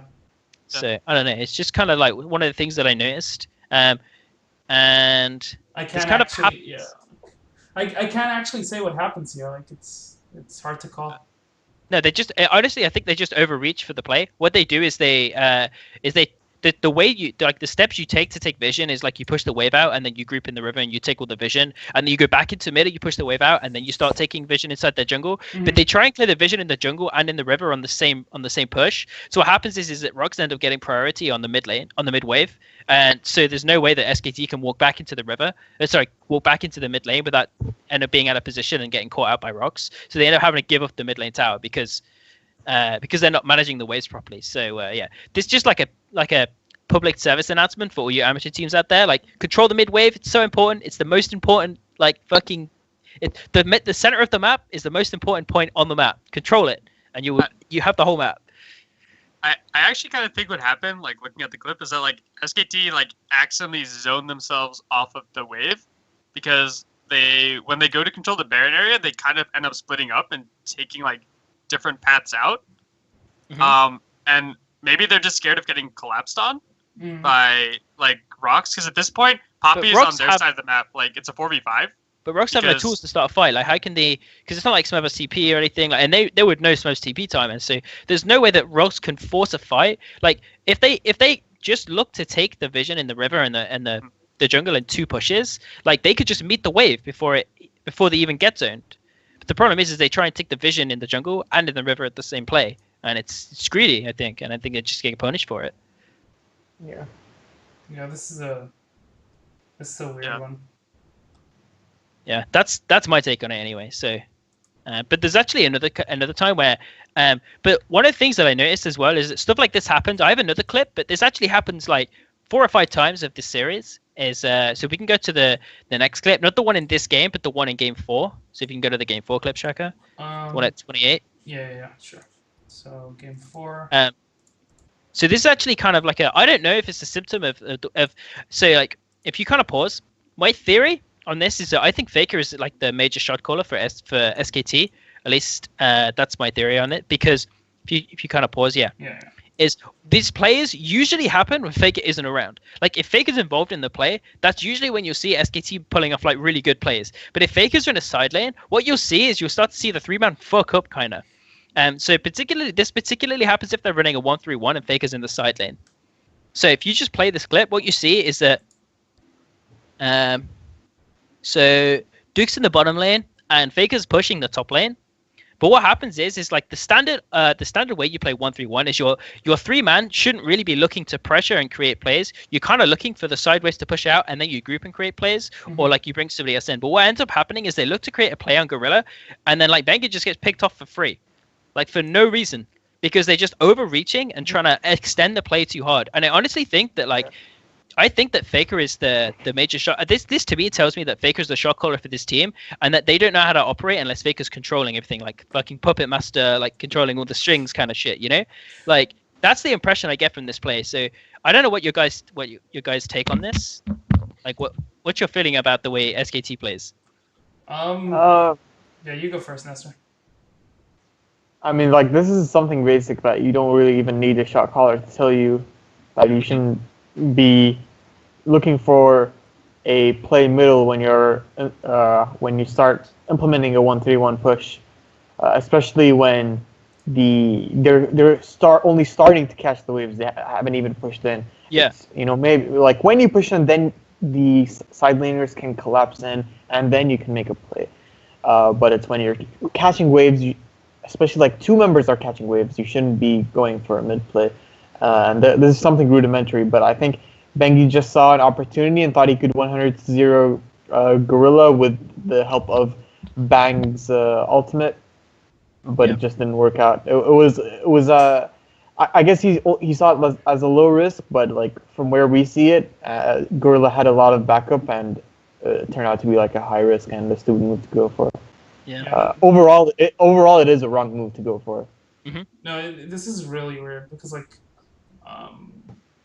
we've seen like multiple teams 1-3-1, and like in every 1-3-1, like the objective is very simple: is you just have the 3-man hold and wave clear, which their 3-man isn't the best, but like you can hold. It's not that hard, and you just wait for the side lanes to push up, and especially when you're playing with double TP, 1-3-1 is like super deadly. Yeah. So it's like Also, let's not forget like Mountain Drake is up, so if you die, that Mountain Drake is gone. yeah. I mean, like, we can talk a little bit quickly about like the way 1-3-1 is like ultimately played, because I mean, typically what you see is like 1-3-1 is usually played when like assassins are in the meta, and the reason that you end up playing 1-3-1 is because the optimal way to play 1-3-1 is when both your like the peak scenario you want to get to is when both your solo lanes, who you typically go into the side lanes, have pressure because they're powerful champions in the 1v1. So the top laner is always going to be a side lane, because he always takes TP and they build for the 1v1 and all that kind of bullshit. But like typically you'll see it when a mid laner has TP, which gives them the global pressure, but also when they're an assassin. So in any situation, no matter what the meta is, whether it's a TP mid laner or an assassin mid laner, the 3-man is never the aggressive lane. That's always the hold lane. It's always the one to catch the waves. So the fact that it even goes for the play at all tells me that they just like, it's just super nonsensical to go for this play. Yeah, it's super weird. I don't know, like, I just wanted to say that, like, if anyone that, like, plays fives or likes to play fives and you'd like to learn 1-3-1, don't do it like this. Yeah, don't do it like this, first off. And the best team you could probably learn from in summer that I can think of is actually probably Splice. Like, Splice was pretty disgusting at 1-3-1. Freak of Freaks was also good. Oh, Freaks, also, and Freak of Freaks, my favorite team in the world. Mickey is my boy. Everyone who knows me knows I love Mickey. Yeah, you have your Freak of Freaks flair on Reddit. But yeah, Splice were actually pretty freak, good. dude. Yeah. Does anyone else have anything to say about this play? Because there's one more I want to move into. Like just to kind of wrap up, like how does this clip relate to the clip before? It's just like another example of like wave management and like pressure. So in this case, SKT didn't have pressure in their side lanes, yet they went for a play mid, even which was too risky, especially like with Dragon coming up. Like they weren't even in a position in the 1-3-1 to be able to go for any risky moves. Sure. So I just want to point out that it's not just like SKT that make these crazy moves. It's also ROX. So if we can go out to the last clip I've got, which is the one 38 and game one. So this is the game losing play. Well, not like the game losing play, but kind of like the way that ROX could. So ROX has done a really good job. Okay, so let's just like pause right here. Wait, give me a sec. Okay. Sure. Okay, so don't worry about the shockwave. Nobody's in range of it, and Peanut ends up repelling or something.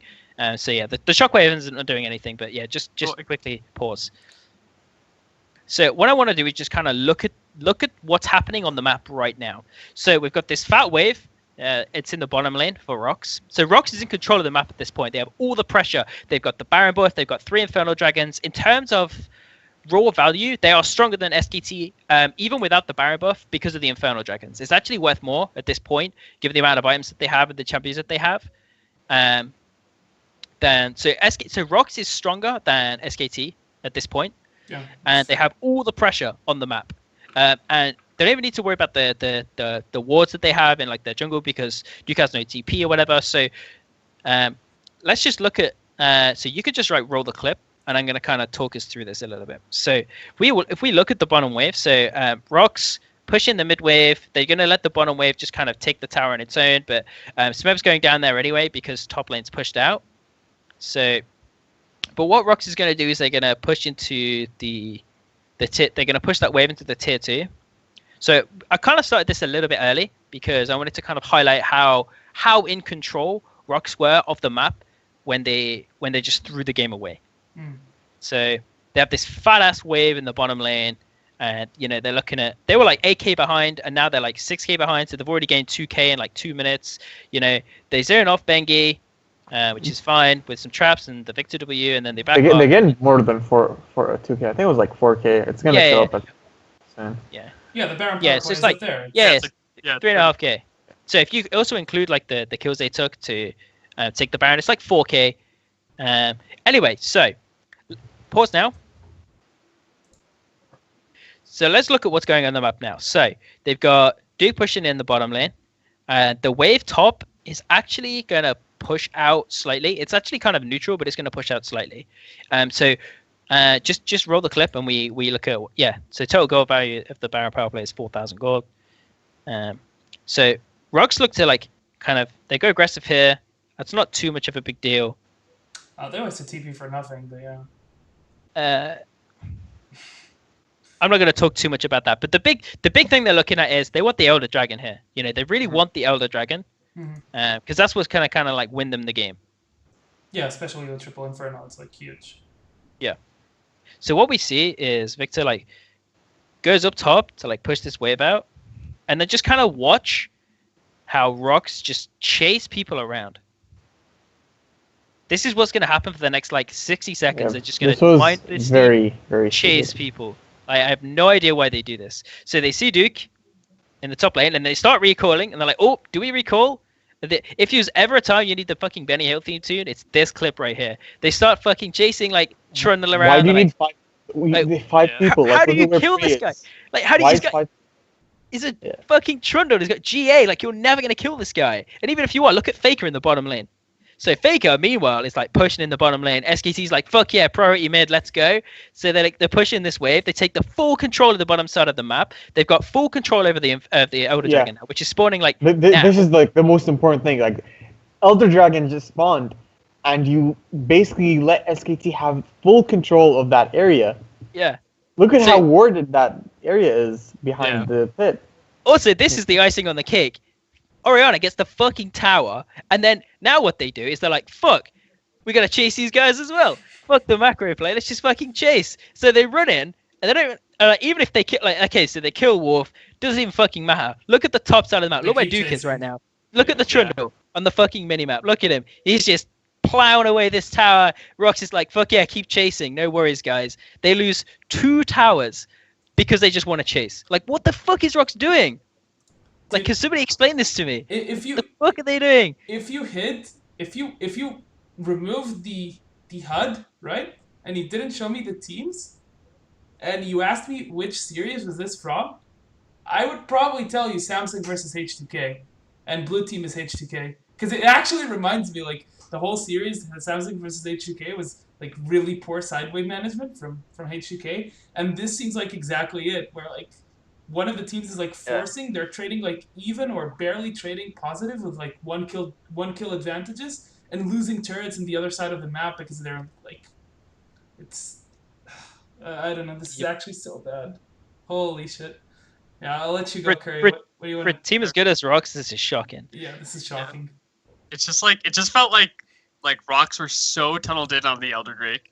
And like, the way ROX approaches objectives is like, they don't, like, their first play is to get the objective through getting kills first. Like, a team like SKT will often like try to get pressure maybe through like lane party and then vision and then choke out, but ROX just want to kill. So they're like, if we can just kill any one person on the map, then we get Elder Drake. And that's like their whole game plan. Yeah. Like they lose sight of everything else. So it's like up to now their sideway management have been pretty good. But then they just give it all up to try to keep making like this one pick that'll like win them the game, and they end up losing the game because of it. It's like really sucks to see like a good team. They had this game. Like this is the point. This is why we started the clip so early. Is I wanted to shake us. They had this game. They fucking had it. They had all the control over the bottom side of the map. All they had to do was just like reset and then go back to the bottom side and control that wave. Leave the wave, like the wave that they had that Victor went to on the top lane. They could have just left that because that was too far in for Duke to go in and push. Yeah, it is. It was too deep and it wasn't pushing in either direction, which means they could have just left it there and just like wouldn't have had any pressure on that lane and they wouldn't have been able to make a tempo play. But then they got Elder Dragon and just forced a fight, which is how ROX want to play anyway. But that wave is going to push out eventually because, like, when even waves... Yeah, eventually, yeah. But, like, side, it's going to push out. Yeah, eventually, but it would have taken you at least a minute because they had a like a buffered amount of minions on their side, so they had more minions on SKTs. There was more red minions than blue minions. Yeah. So even though it would eventually have pushed, it wouldn't have been for at least 2 waves. Yeah. But what I mean is you can leave it there. Yeah. Leave it there. But you're not gonna you're still not gonna make a tempo play in time. No. Sure. What I mean is like, and you talked about the TP not being like, you wanted to focus obviously on these chases, but I actually think that like that TP is so forced, and in some of these, I think it was it only game 1? I think maybe game 5 as well. No, I actually think it was mostly game 1, where I feel like there was like 2 TP moments from Smeb that are like so forced that they just lose the map advantage, you know, because like if Smeb has TP, he can try to hold Trundle and be top, and if something happens, he has the better TP than Trundle, Sure. you know, if they join the fight. But at the same time, like Smeb has some of the best TPs in the world, so yeah, sure. But sometimes like, you really just gotta bad. like sometimes you just gotta take the rough with the smooth, but like because a single TP play generally doesn't lose you the game in the same way this level of chase does. Mm-hmm. Sometimes it does. Sometimes you do lose out on a lot, but yeah, that's kind of all I wanted to talk about with this. It just makes me so sad. Like both SKT and ROX showcase really good gameplay, but at the same time, like let's not remember that there's still a long way to go before we find the perfect team. Oh yeah, for sure. So I think we've talked enough about these like weird plays. I think that was all of them. Yeah. So do we want to move on to Baron discipline, or is there something else that people wanted to mention about these series of misplays from both ROX and SKT? Let's move on. Okay, let's move on. Then. Yeah. So game 2, and the theme we're moving on to is Baron discipline from ROX, and this is a very big contrast to what we've seen from a shit ton of teams at Worlds that and H2K. Yeah. What? What did you say? They just go for these like XD Baron plays, and on the other hand, we have ROX, who is a very disciplined team when deciding to contest. Yeah, sometimes. More often than not the all other the time. Teams. More often than not the all other the teams, time. I feel. So you won 27-20, I believe. Yeah. I think we can start here. So yeah, you can start here. I mean, you can look at the setup. So they took Vega. You can just roll the play. You can just roll the clip if you want. Yeah. So Kuro just used TP after dying to join with the team, and they chunked Faker. So Faker's down in base. And what they're doing is basically establishing vision, and after that going for a Baron. Yeah. So it's just really good the way that they just like they force it to get blank to walk in, and because he's Olaf, like they get it down just low enough so Olaf has to commit, and then they just kill the Olaf and then take it. This is what I talked about before, is that you should try to kill the jungler before taking the Baron, or like make sure he's not like in position to smite that. Mm-hmm. Yeah. In that for that 50-50. I mean, we could talk about the fight afterwards, but I think that's as important as like the fact that the way that they do it is really good. Is they get the Baron down to, if you watch it, they get the Baron down to 1800 HP, which like if you're the Olaf, you have to commit to that at that point, because that's like a burst and a smite away from dying. So the way that they get it low enough, but they hold it at 1800, they're super disciplined in the way they damage the Baron. It's really, really impressive to watch. Yeah, it's not like another team, maybe like H2K would be like, just get try to smite it as fast as possible or something, and just let the Olaf, run in. But there's also the power of Karma though. Like Karma can sit on Baron indefinitely, just shield. Yeah, you don't take any damage. So it lets them like be really like take as much time as they need to make the right play. And helps you. And Karma has this thing where with RE she can help you both. She can help you reset really well, and turn fights.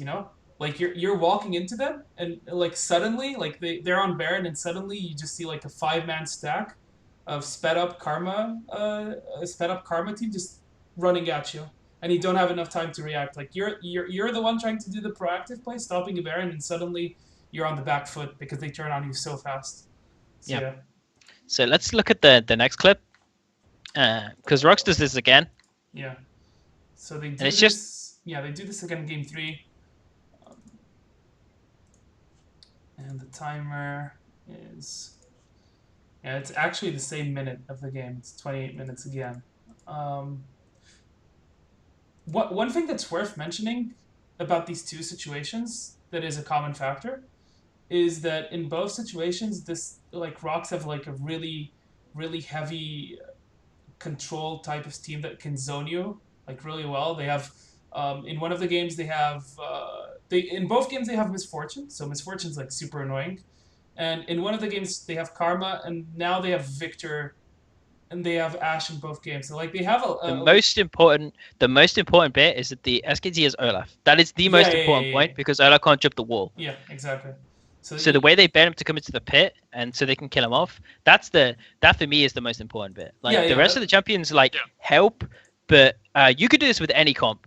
Like honestly, you could do this with any comp if you are disciplined enough and you have good enough communication and you have good enough coordination. You can pull this off. Like any team can pull this off. I agree. So you could just roll the clip whenever you want. Yeah, I agree. But I was just mentioning that like if you have like this heavy like long range control, it becomes easier to pull off. Because like you can just bait in and zone certain elements. So they've killed Faker this time? Sorry, go ahead. Yeah, go ahead. Oh yeah, it's like they just put on so much damage onto Blank before he even like gets near the pit because of all their range. Mm-hmm. So. Yeah, again, 2800. I posit. Obviously, Olaf needs to commit at this point because, especially because like Lee Sin, in smite fights always has the execute. If he can like just Q smite combo, and it's a pretty good execute. The reason Blank has to commit right there is because the Victor W went down, so he has to blow the ult and get in range. Otherwise, if he doesn't, they can burn the Baron down while the W is up because they can't run through it. Yeah. So the moment that the Victor W goes down, they have to commit and just go all in on that play. So it's just really good the way like ROX use their skills. Like I mean, everything else for me is kind of secondary to the fact that they recognize the fact that this is a play you can only make versus an Olaf, and you can. And the way that they use their skills to bait the Olaf in, and they chunk the Olaf down, and then they just like kill him before he even gets a chance to. Before they get the Baron down low enough for any amount of like any conceivable smite play. It's just like this level of discipline you just don't see in any other team, except for like the really, really, really good Korean teams. Even the middle tier Korean teams are pretty bad at doing Baron sometimes. I would just disagree with you in the fact that you can only do this against Olaf. If you tell me that it's easier to do this against like junglers that can't get over walls, I would agree. But like you can do this against other junglers as long as like you're disciplined enough like to hold off Baron, to use it to bait it in the other jungler. And we've seen other like I can't think off the top of my head of other situations, but I've seen situations where like teams bait in the other jungler, but to a point where like they stop Baron at a value that is too high for the other jungler to steal. They bait him in, kill him, and then finish off Baron, you know? But sure, if you tell me that Olaf is probably the easiest one you can do this against, I would agree wholeheartedly. Yeah, like you can bait any jungler, of course, but my point is that Olaf you can't. Is so much easier. No, like you can't bait him in to come in like physically into the pit, like through the river. Like no other jungler will do that. Maybe like Hecarim or something, but even he's got like a wall jump. Yeah, has a wall jump. Jump. So anyway, yeah, that's the good side of ROX's Baron play. There's also a pretty bad Baron play, but the ROX do. Do we have the clip? Yeah. I think Nasser wants to lead here, so I'm just gonna. It's Curry actually. Oh, is it? Yeah. Yeah. So we can talk about this. It's 22-minute Baron. So it's just in contrast to the other ones. So what happens is that SKT have pressure ROX really hard in their jungle, but ROX are able to kind of turn it around and force SKT to the bottom side of the map. For game 5, if you can pause it here for a sec. If you remember in game 5, ROX had if you just look at their team comp, they're all in on the early game because they just have no tank. And SKT have a really good scaling comp. And ROX fuck up the early game. So basically they're forced into a situation where they just have to find the best situation where they can Baron. So basically what happens is that SKT are forced to reset and ROX just take the best tempo Baron they can. So I don't think it's like a terrible Baron, but like it's not it's like a desperation Baron where they have to go for it right here. Because after this, SKT, like if they don't take it now, SKT are just going to control the pit for the rest of the game. Yeah, they're on the time because of like SKT's comp, they just have better control of the area. Because they have Ashe and they they have Poppy to threaten like TP flanks. So it's just gonna be really hard. So in terms of execution, I think it's like the timing is about as good as it gets. So I actually don't think this is a bad Baron play. I think it's just an example of how confident they are. Like they're really knowledgeable about when to do and how to do Baron. Like in this situation, this is the best play to make. Like if they get Baron now, they can still realistically win this game. But if they just kind of like wait around to like play their comp at its regular speed, they're gonna lose at this point because they're not far enough ahead to execute. So I actually just really like this play. And how ROX playing Baron around in general. Even though it ends up not working out for them. I think it's a play they have to make. It's just unfortunate that SKT have. It's really unfortunate the way Peanut positions. I think if Peanut wasn't behind the Baron, he could have gone for the 50-50. But because he's not behind the Baron, they end up just like. I think I wish teams would put more of a like in a particularly in situations like this where it's likely going to end up in a 50-50. I wish teams would put more of a premium on protecting the jungler, like peeling the jungler, because people like know to peel for the backline, but like right here, like the jungler is everything. Like he's your world right here. You know, you got to protect that guy. But I mean, Peanut himself like missed positions. He's at the back of the pit where you take more damage, and he gets chunked and arrowed, and I think he gets kicked as well. He just gets fucked.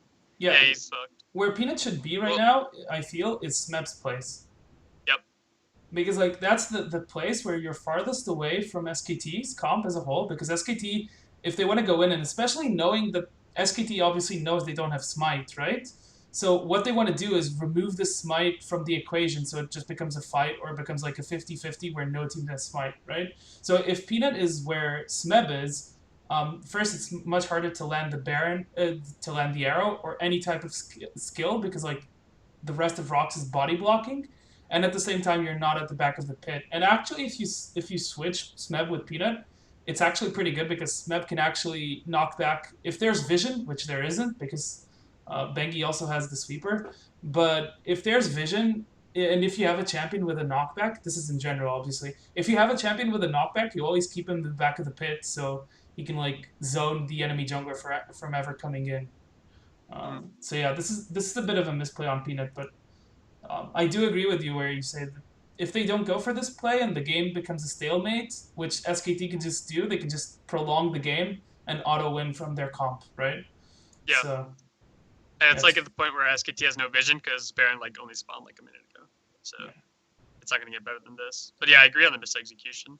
Yeah, I would just like to say that SKT only get to contest this Baron because they had 2 Cloud Drakes, and Cloud Drakes gave them 50 movement speed, so they could get there. Okay, freak, get out. I really just wanted to trigger George. I'm sorry. I'm not biting. I said my piece.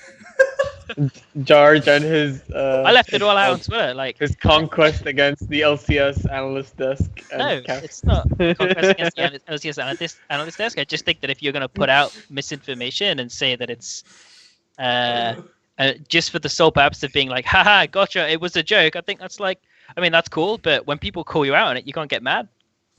Like, that's how it works, you know? You put out something that's objectively not true, and somebody goes, oh, this is true. You go, I was just joking. It's like, well, okay, that's how it goes. I don't get triggered by it at all. It's just, it's part of the way it goes. It's just the natural cycle of Twitter analysis. If you're a hardcore Twitter analyst like me, you just got to go for it, double down, you know? Anyway, right. someone's got to be budget Thorin. So, I think that was like the end. Yes. Budget Thorin. So, like, George is actually Thorin is basically the future George, where he becomes bitter of TSM always losing, and starts having resentment that he left TSM and starts just bashing them. This was actually what Lokodoku told us, one of the pre-shows. It's just, I don't even know where these memes come from, man. I don't even know. Anywho. So back to this series, I think we covered the main things that we want to talk about from this series, from the draft perspective and like interesting patterns we saw in the game. Peanuts pathing versus Bengian versus Blank. We also talked about lane manipulation and wave control, and we also talked about Barons. So to like end this like segment on the series, what do you guys like why did SKT manage to have the upper hand on this day? Like what was it? Like if you had to think of one or two things, like why did SKT have the upper hand? Because Why was SKT better than ROX on this day? Because they have Faker. Honestly, I think it's that simple. I think the draft was like it went either way. You know, the Miss Fortune pick was a nice choose pick. It was going to Zyra. But honestly, God, I just think that like Faker had always had the pressure in the mid lane, which meant that like Peanut had very few options, like just kind of naturally, and it was kind of like on him to find really creative ways to take leads, and I think that's what we saw was him doing. He was trying to find really creative ways to take leads because he knew it was never going to have pressure in the mid lane. It was never going to happen. You know, like the amount of ganks that they put into mid lane. Because you know, like I'm kind of disappointed, but we couldn't do like a 12-hour show and just break down the whole series because like there's so many other things. I'm glad that we can. Yeah, but like there's so many other things you could have talked about with this series. You know, there's like there was so much pressure put on the mid lane by both teams. You know, like Peanut was ganking mid a lot, and you know, Blanket Biggie were ganking mid a lot, and it just turned out that like the way Curry positions in lane and the way he fights small skirmishes and his skill rotation usage, and you know the way he kind of like the micro movements that he does are just not as good as Faker. So Faker always has the edge, and you see like, you know, one of the clips we showed, Faker getting out of the 3-man was like, that's something that not many players can do, let alone mid laners. You know, like it's only really Faker and like a couple maybe other players that ever could have pulled that kind of shit off, to have the foresight to play in such a way, you know. And I just don't think that like the sheer skill difference between Kuro and Faker meant that like Peanut had almost no options, and I think it's really difficult to play in this meta when you don't have mid pressure. I think with the standard lane meta, it's just you need mid pressure. It's just too important. Curry, what do you think? I mean, why was SKT better on this day? And like, if you have any replies to like the Faker stuff, okay. Like was Faker the biggest factor? No, I think it's like if you watch the game, it's pretty obvious that Bengi was the biggest factor, like by far. Okay. Like so what did you think? The difference in how the team plays is like it's such a stark contrast. When Bengi's playing, they actually make proactive moves. So if you notice, like especially in game 4, this is like the most like visible is like Faker is just roaming all over the map. Like he's doing what Kuro was doing in the first 3 games. And it just feels like a lot of that reason is just because of the way that he moves. Like Bengi allows him to move by either pressuring the enemy jungle or warding for him. And it just felt like in the first 3 games, SKT are just playing reactively. Well, kind of in the first game that I think is like a comp issue. But I think like from then on, it's just like SKT is just playing proactive, and that's like all Bengi. Because like George said before, with Blank, it was just like nothing's happening. It's all reactive. Mm-hmm. But the second Bengi steps on, the team just has a direction and a focus in terms of what objectives they want to contest, like, and just getting Faker moving around the map, which is just how they win games. When Faker's doing more stuff, SKT wins more games. Yeah. Mm-hmm. I just wanted Shaka, to. do you have anything? Yeah, just to play like midway between these two opinions. It's like actually super like focused on one play, but like if Faker doesn't get that huge Orianna ult in game 1, like, and if that play continues to go on, and like let's say he just gets an Orianna ult on one person, or he doesn't kill anyone, like I can see like if it goes from there and ROX wins that first game, they're in the driver's seat, right? So like obviously I mean, it's yeah, but really then like we're gonna play what ifs. Yeah, it's really We're gonna far-fetched. play what ifs. I I can show where I you want all to- the like different Sure. clips where they can do what ifs. Where I want to get for with this SKT.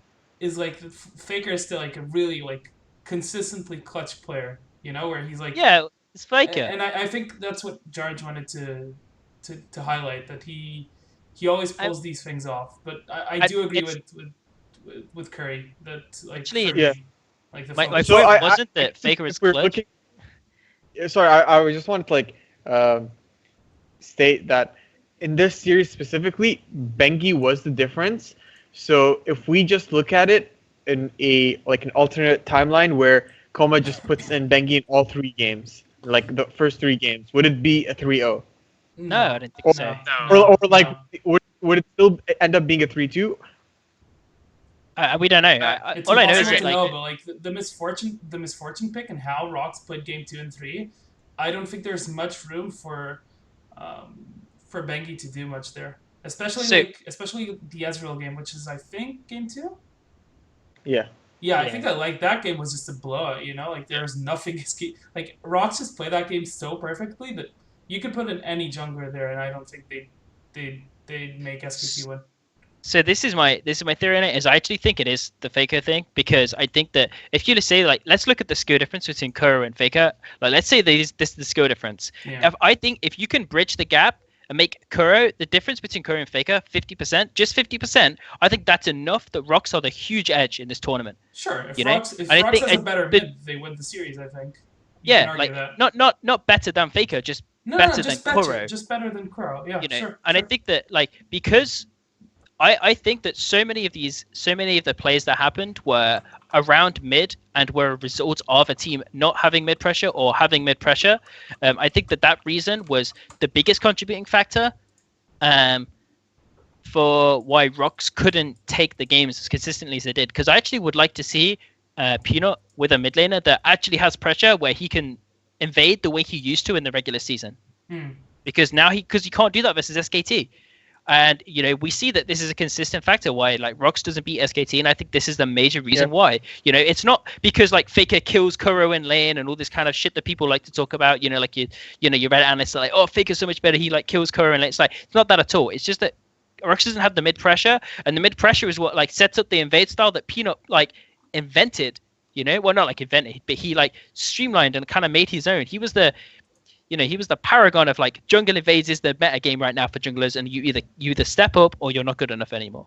And they can't do that versus SKT, and I think that's the reason why. I think I agree that like Bengi was a huge difference, but only because he got to unlock Faker, and because Faker is the real reason why SKT wins.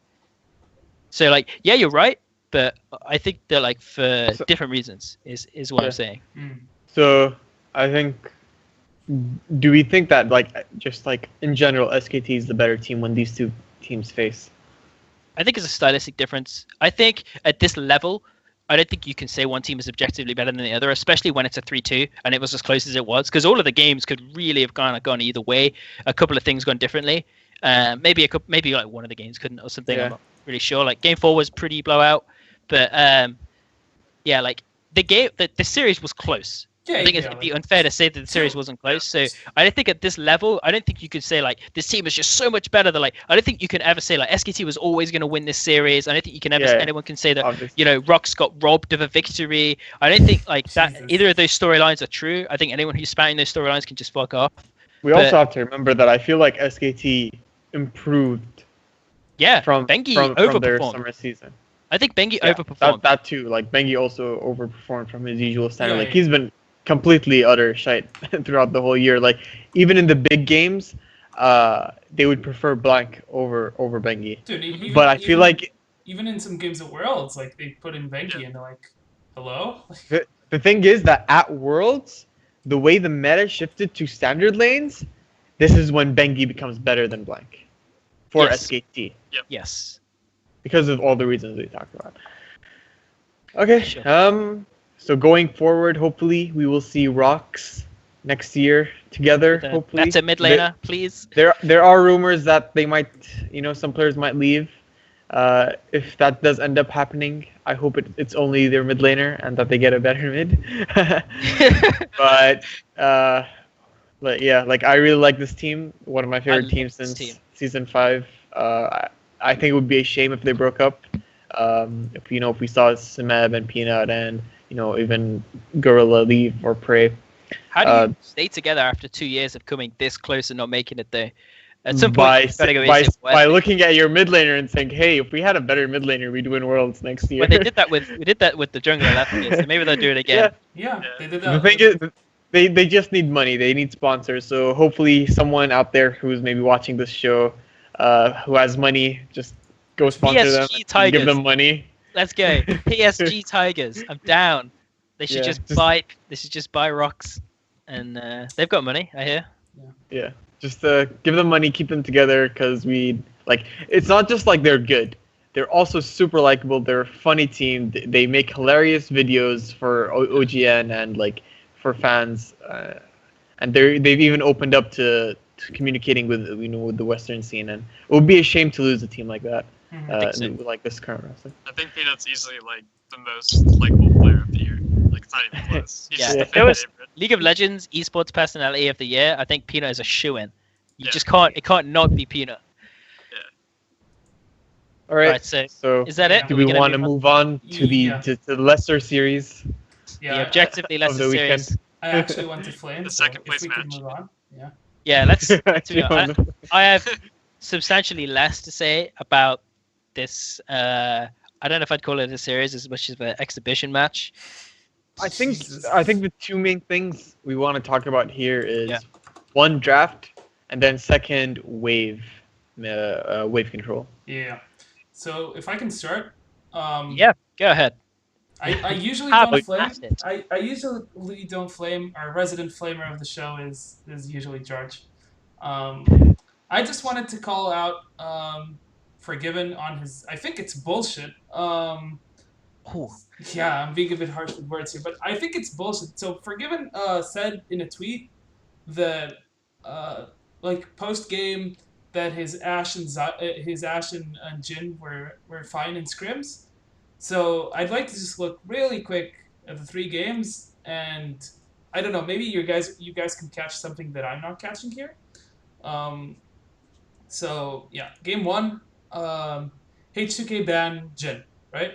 And sure, you can say like Jin is, I think it's by far Ruler's best champion.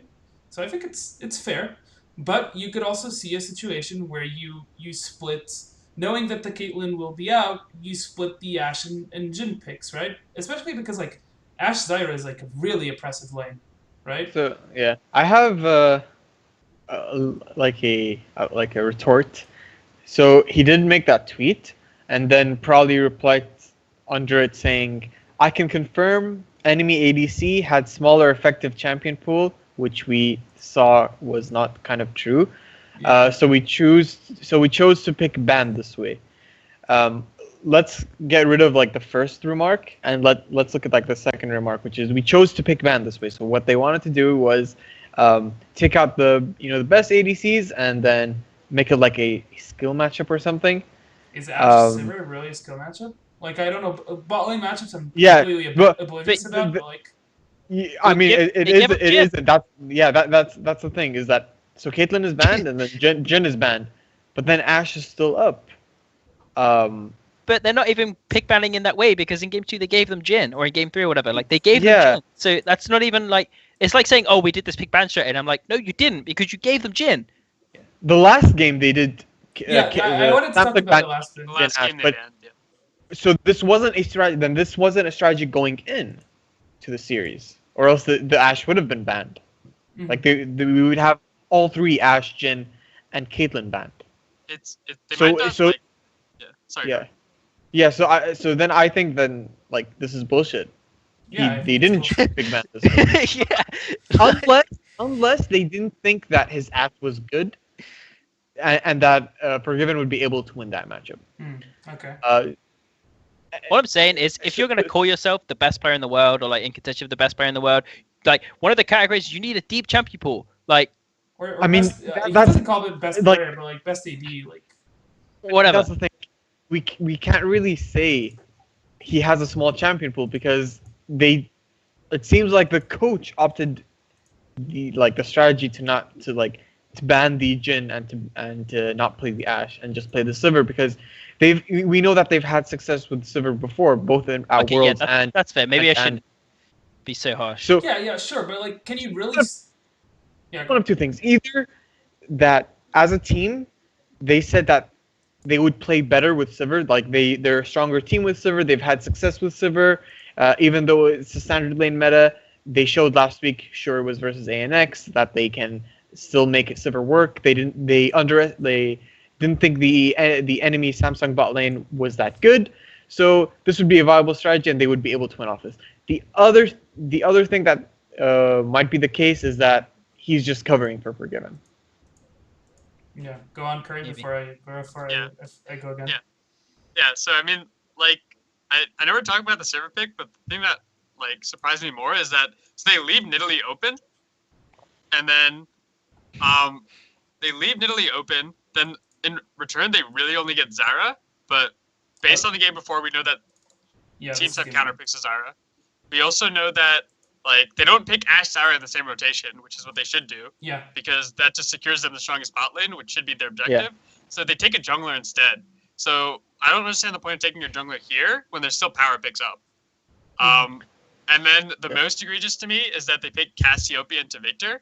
So that's so stupid. Yeah, so you know that Crown is going to play Victor, that he's going to blind Victor because it's Crown. And the best pick that they could come up for it was Cassiopeia.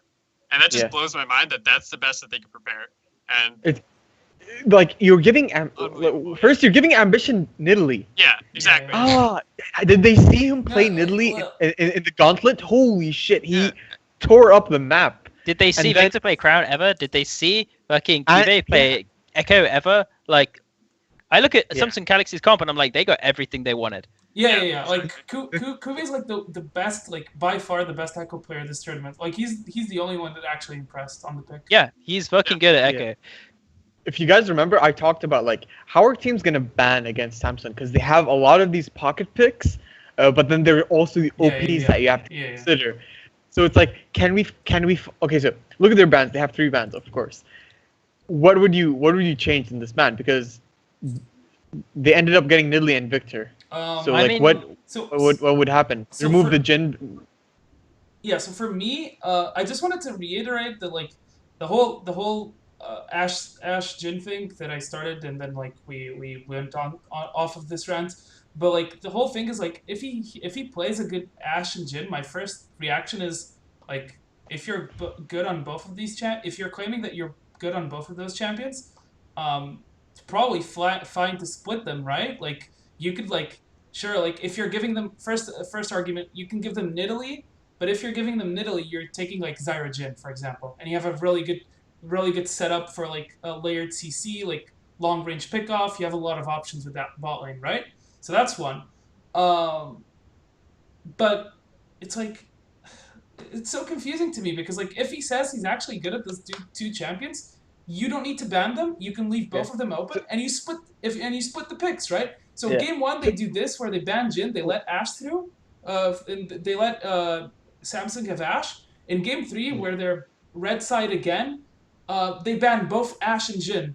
So like, are you really the best Western AD carry when your team is the team banning more AD carries than the other one? I know this is a strategy. I mean, it seems like you're putting the blame on Forgiven, but we don't necessarily know who made that decision or if it's a collaborative decision. That decision probably comes off of the coaching staff. It's just so weird. I'm a defend Forgiven. Yeah, Can I just defend Forgiven for 1 second? Forgiven, man. So I can see what H2K's strategy is. Okay. If you look at the way they played the games, what they wanted to do was go even in bottom lane and play for top. They wanted to dominate to carry. They were playing it like Jankos was spending a lot of time around top successfully as well. I might add, like, he had a lot of successful ganks. He spent a lot of time bottom. Well, I mean, he did both. Yeah, but actually. He did. Well, he did both. But if you look at the series, if you look at the series as a whole, he spent much more time around top than he did bottom. I think the Poppy ban telegraphs that they're looking to create a snowballable matchup in top because Poppy is arguably the only top laner you can't really snowball really hard against. You can kind of swing the matchup either way for the people, but like Poppy's always going to have an impact even if she falls behind, just because of her kit and how fucking stupid she is and overloaded and bullshit. Okay. But sorry, I get PTSD. But that's the way I see this matchup going. I think what they wanted to do was put Aromni on a carry, and they wanted Jankos on a champion that he can have a lot of impact on. And they just they're banning out the power picks in bottom lane. So their bottom lane could just go even. I don't think they were looking to carry from the bottom lane, based on what I saw. I mean, I could be wrong, but maybe that explains why they were banning in such a way. They weren't looking to snowball the bot lane matchup. They weren't looking to win the bot lane matchup. They were just looking to win through the solo lanes. I think Reed characteristically played like shit. I think that's pretty objective. Yeah. And I think maybe they weren't counting on the fact that Reed was going to get bodied like as hard as he did. I mean, at least in game 1. Sorry. Yeah, go on. I mean, in game 1, they let Italy through, and then they picked a weak mid lane matchup into Yeah, winter. like it's So actually yeah, a obviously it's strategy. gonna get bodied. Like You're asking for And let's remember, we talked about earlier how on blue side, if you have a pushing mid and pushing bot, like the enemy's jungle is free, especially for a champion like Nidalee. Yeah. I just wanted So to mention that was- like just to respond to George, and going back to the draft, like sure, like the poppy telegraphs that, and that's fine, and they show they can play towards top, and that's really good that they can play different styles. That shows like versatility, and that's good for a team to I don't be think they can play this style though. Wait. But let me finish though. Okay. The thing is, in a series, when you try to do something like this, where you play towards your solos or play towards top, and it doesn't work out, and it doesn't work out again, do you really keep doing the same thing over and over again and just losing the same way? Because like I feel like at least one game you should have tried to play around bot with a superior bot lane matchup. I agree. I'm not saying that Like, the strategy hello? was good. I'm just trying to explain what the strategy Yeah, might be. sure. I understood the strategy. I just think that in a BO5 you need to show adaptation. Losing or winning, you know? Like you need to show adaptation or you just get 3-0'd.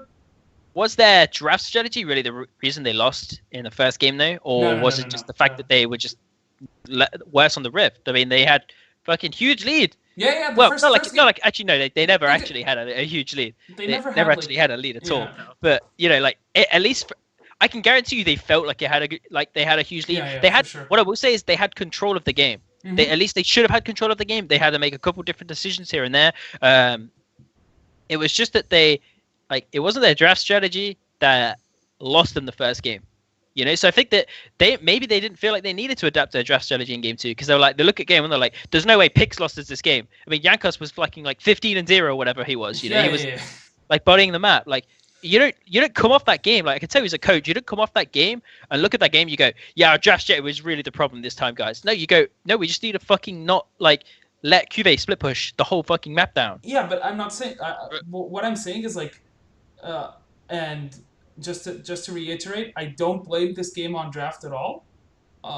Their in-game plan, come mid-game, H2K mid-game memes was not good, and that's how they lost the game.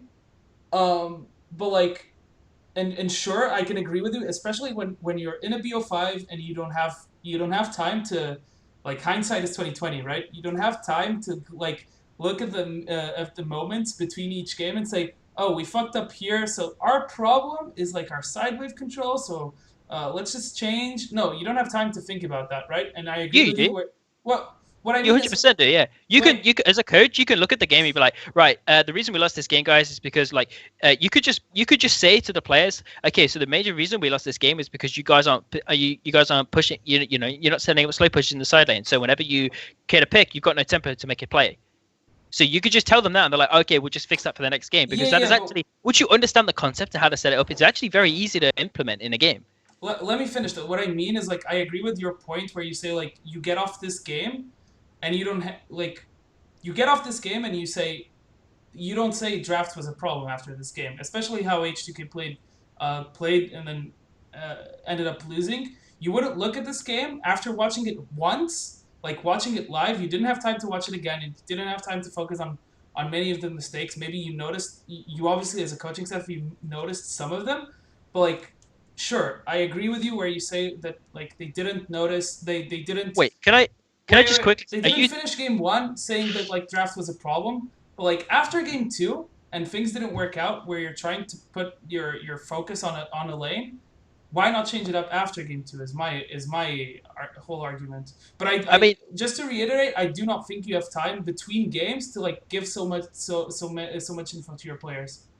Like no, I disagree completely. I actually disagree. I think you do have time to talk about talking. Like you could just say the statement like your wave control has been really bad this game. You just need to make sure you're setting up tempo plays because this game you weren't setting up any tempo plays. And that takes you 30 seconds, you know, and they could just go, okay, coach, thanks for letting us know because that is your job and that's what you did. And I honestly think they're probably smart enough to. You're not gonna. I want to say like what does Curry think? Like what do you think? Yeah.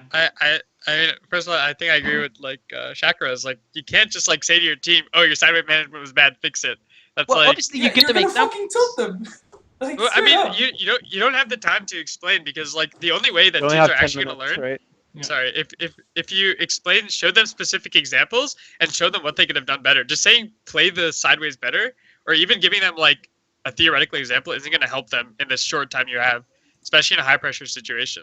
Yeah, it's But if too that's late. the reason, okay, so no, let me explain. So basically, if you're saying like you need to create more tempo plays, like what I'm not saying, what I'm saying is you can't come off this game and be like you have like 5 minutes to talk about the strategy going into the next game. But like I've seen it done, like 100%, you can't say like, okay, in this game, one of the major reasons why we lost is because we're not setting up enough tempo plays, and you could like. Whether or not you give them specific examples or not, you can't cite that as a major reason because, and this was ultimately my point, was that you can then like lead that into, so the reason we lost was not because of our draft. That's my point. You know, like you can cite that as the reason why draft was not most the players reason. will fixate on draft. But I still think draft was a problem in this game. I think it was a huge problem. Yeah, I think it was, Yeah. but I don't think that they considered it to be. It was, but you won't look at the game and say, like, after a game, like, if you're the coach and you see how your team lost, like, if you're Prolly and you see how your team lost this game, will you say the draft was a problem? Like, at the time, like, not I don't know. I'm after- not probably. Yeah, No, I don't think you would. I agree. You wouldn't, No. right? That's Yeah. what I'm saying. Yeah. So, yeah. I think we're saying the same thing. No, it's just Are like, we? it's just like I just think that like Mario. after a game you don't have enough time to like tell your players like, oh, your side wave It- management is terrible. You need to improve on it, or in this moment Yeah. you could have done this or that. Like you just can't. It You just felt like they were so outclassed. Like you Yeah, just can't also- teach like they didn't understand sideway management at all. Like you can't just like tell them. And I feel and that's where it came from. if like this is even like in scrims, you need the video, the VOD, to be able to show them as well, or else like they might not like remember it correctly. So like just telling them that, they won't necessarily like learn from it because they don't have unless they remember it exactly, because they might not be picturing it in game the way like you saw it outside of the game. So like that sort of stuff, from my experience, is better to work on like during VOD review, post game, post match. The reason I bring this up is because I've seen it done. Like during the spring finals when I was with TSM. During the spring finals, when Reggie came in and started talking about stuff, like one of the major things he brought up was that like the team wasn't going for like enough long chases. And I'm not going to go too much into like what that is, but like you can bring up big macro concepts in a best of 5 and talk about you need to be doing this. And actually, that was one of the major reasons why TSM was so successful during the playoffs, is because Reggie was bringing up these like macro concepts even during the best of 5 series. Like, so I'm saying like I've seen it done. You can do it. Like you just, but I guess the preface is that as long as the team already understands what that concept is. So maybe Sure. there's a discussion about whether or not H2K even understood, like whether or not like what good side wave management was. But I'm telling you, if they do understand what good side wave management was, and I give H2K the benefit of the doubt, maybe they do, maybe they don't, maybe it was a bad game, who knows? But I'm telling you that like if they already understand what the concept is, as a coach, 100% you can say you are not making enough tempo plays. You know, you're not setting up the waves well enough so when you create a pick, you can make a play off it afterwards. That's not a complicated concept as long as they already understand what that is. If they don't, then there's serious questions about H2K's coaching staff. Yeah. Because that's a basic concept. But a team doesn't get this far without understanding that, at least understanding what that means. That's my point. Sure. Anyway, I can see it from that angle. But like what I'm saying is that like, yes, you can bring up macro concepts in a best of 5. I've seen it done. I know it can happen. As long it's not like a teaching lesson, you know, you don't have time to make it a teaching lesson. That's sure. my point. And You does could bring it send up in 30 seconds. You can just say, literally, this statement, you're not sending enough tempo plays, so when you create a pick, you've got nothing to play for afterwards. Like, that itself is a statement, and then maybe you can justify it as a couple examples. Like, you remember when you got this pick at this point, like, you had nothing to play from because you're not sending up the bottom wave. And they're like, oh, shit, yeah, we should make sure that our waves are set up whenever we start looking for plays. And that actually is a very simple, very straightforward like piece of advice to give to your players in a best of 5 series, and I'm 100% telling you that can happen because I've seen it done and I've seen it work and I know it's successful. I don't know, man. Anyway, That just seems like too utopic for me, like being able to do that between a break. Not that I've been I've like seen it done. I've seen it sure, done. Sure, I know okay. it can happen.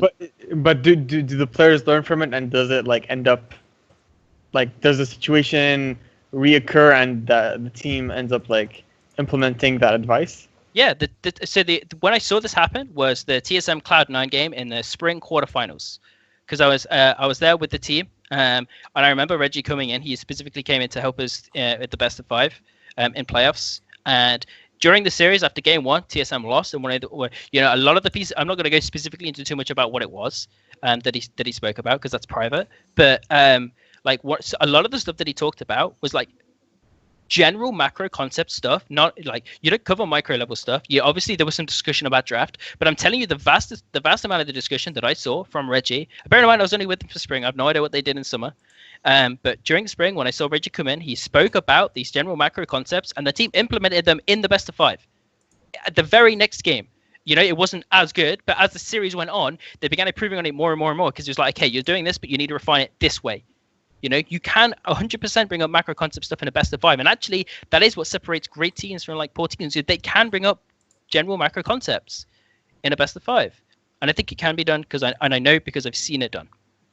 And this isn't me going all on my TSM charge thing. I'm just saying like this concept is true because it can be done and I've seen it done. I think it can be done too, but I think it takes like a very specific person and a very specific team. And I don't think HTK. But I can only speak from my experience, Right. I understand. So speaking of terrible side lane wave control. Okay, yeah, let's talk I think about we have a few clips. Sure. Yeah. So which one we're gonna go for first? So game one. Didn't you want to take the lead on this? I mean, I want to talk about Sidewave, but it's mostly game one. We don't have to go through the whole series. Through order. So you can just show one or two examples from game one. Yeah, this because that's probably the most important game in that series. Yeah, for sure. This was the game that H2K could win, and I was like, this game finished, and I was like, so H2K didn't win this game, so they're not going to win any game. Like this was the best shot that they had at winning a game. And when they lost this game, I was like, yep, okay, so they didn't win this game, etc. So the story of this game was H2K constantly trying to make plays and grabbing kills, but never coming out ahead, right? What would happen is like they trade positively, like they trade 4 for 2, 1 for 0, or even they trade 1 for 1, and in the meantime they'd lose damage in a tower or lose a tower. It's like. So this is the first example, I believe, at 19 minutes. They basically just they use everything. They have that word there. TP's gonna come in eventually. Oh, there it is. So even though Samsung gets the first pick, they just lose this team fight, and it's in the end it's a 4 for 2 for H2K. But what they do with this is absolutely nothing. Nothing. Baron's not up, obviously, because it's 20 minutes. They have a pushing wave in bot, right? Yeah, the bot lane is pushing out. They could make a play. They're all mid. They could just get mid turret. And I think they do. Oh no. yeah, they do. So in the end, this is the one play where they actually kind of win, where they get 4 kills for 2, but they trade 1 for 1 turret. So it's it's whatever.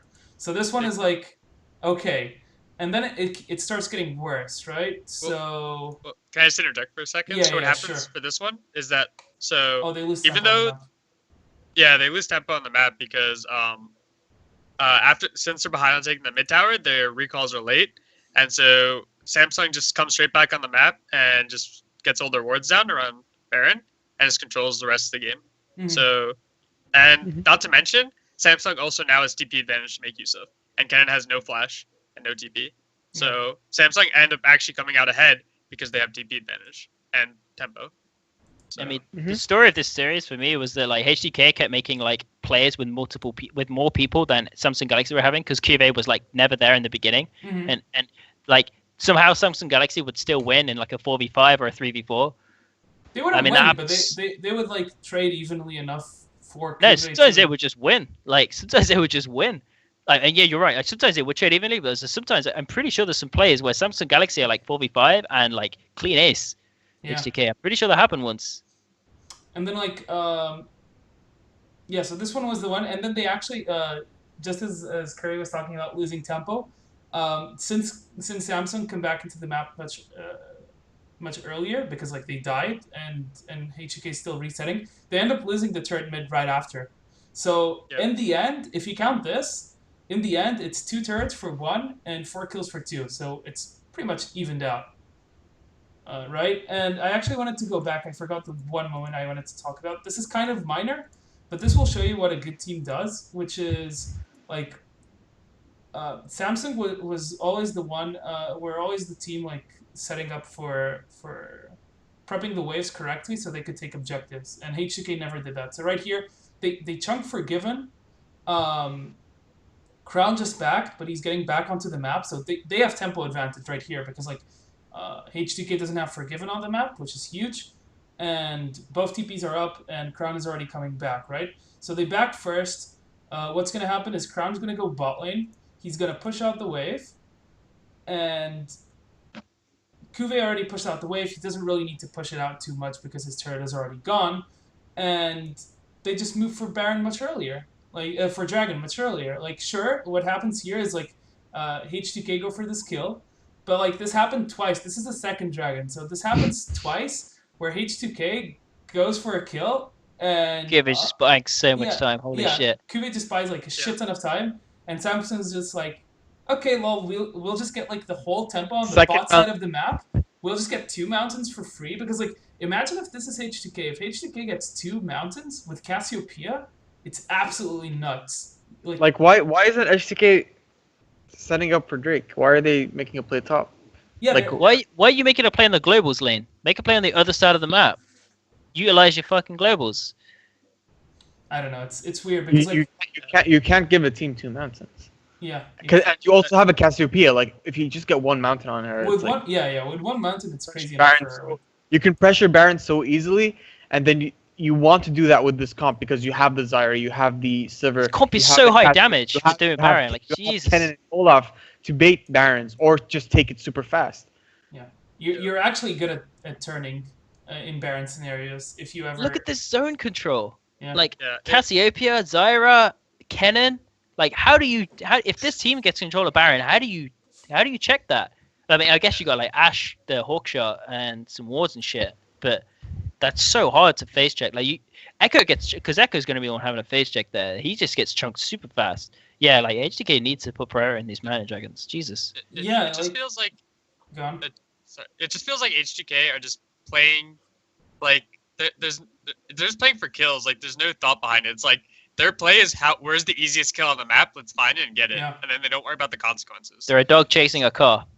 Yeah. Yeah, but like from 16 minutes, you see the dragon is up in 40 seconds, and Samsung is already prepping ahead, right? Like they had like Victor back. Victor goes straight bot, starts pushing the wave, and they start controlling the bot side of the map. And like if you look at the map, I think it's like here.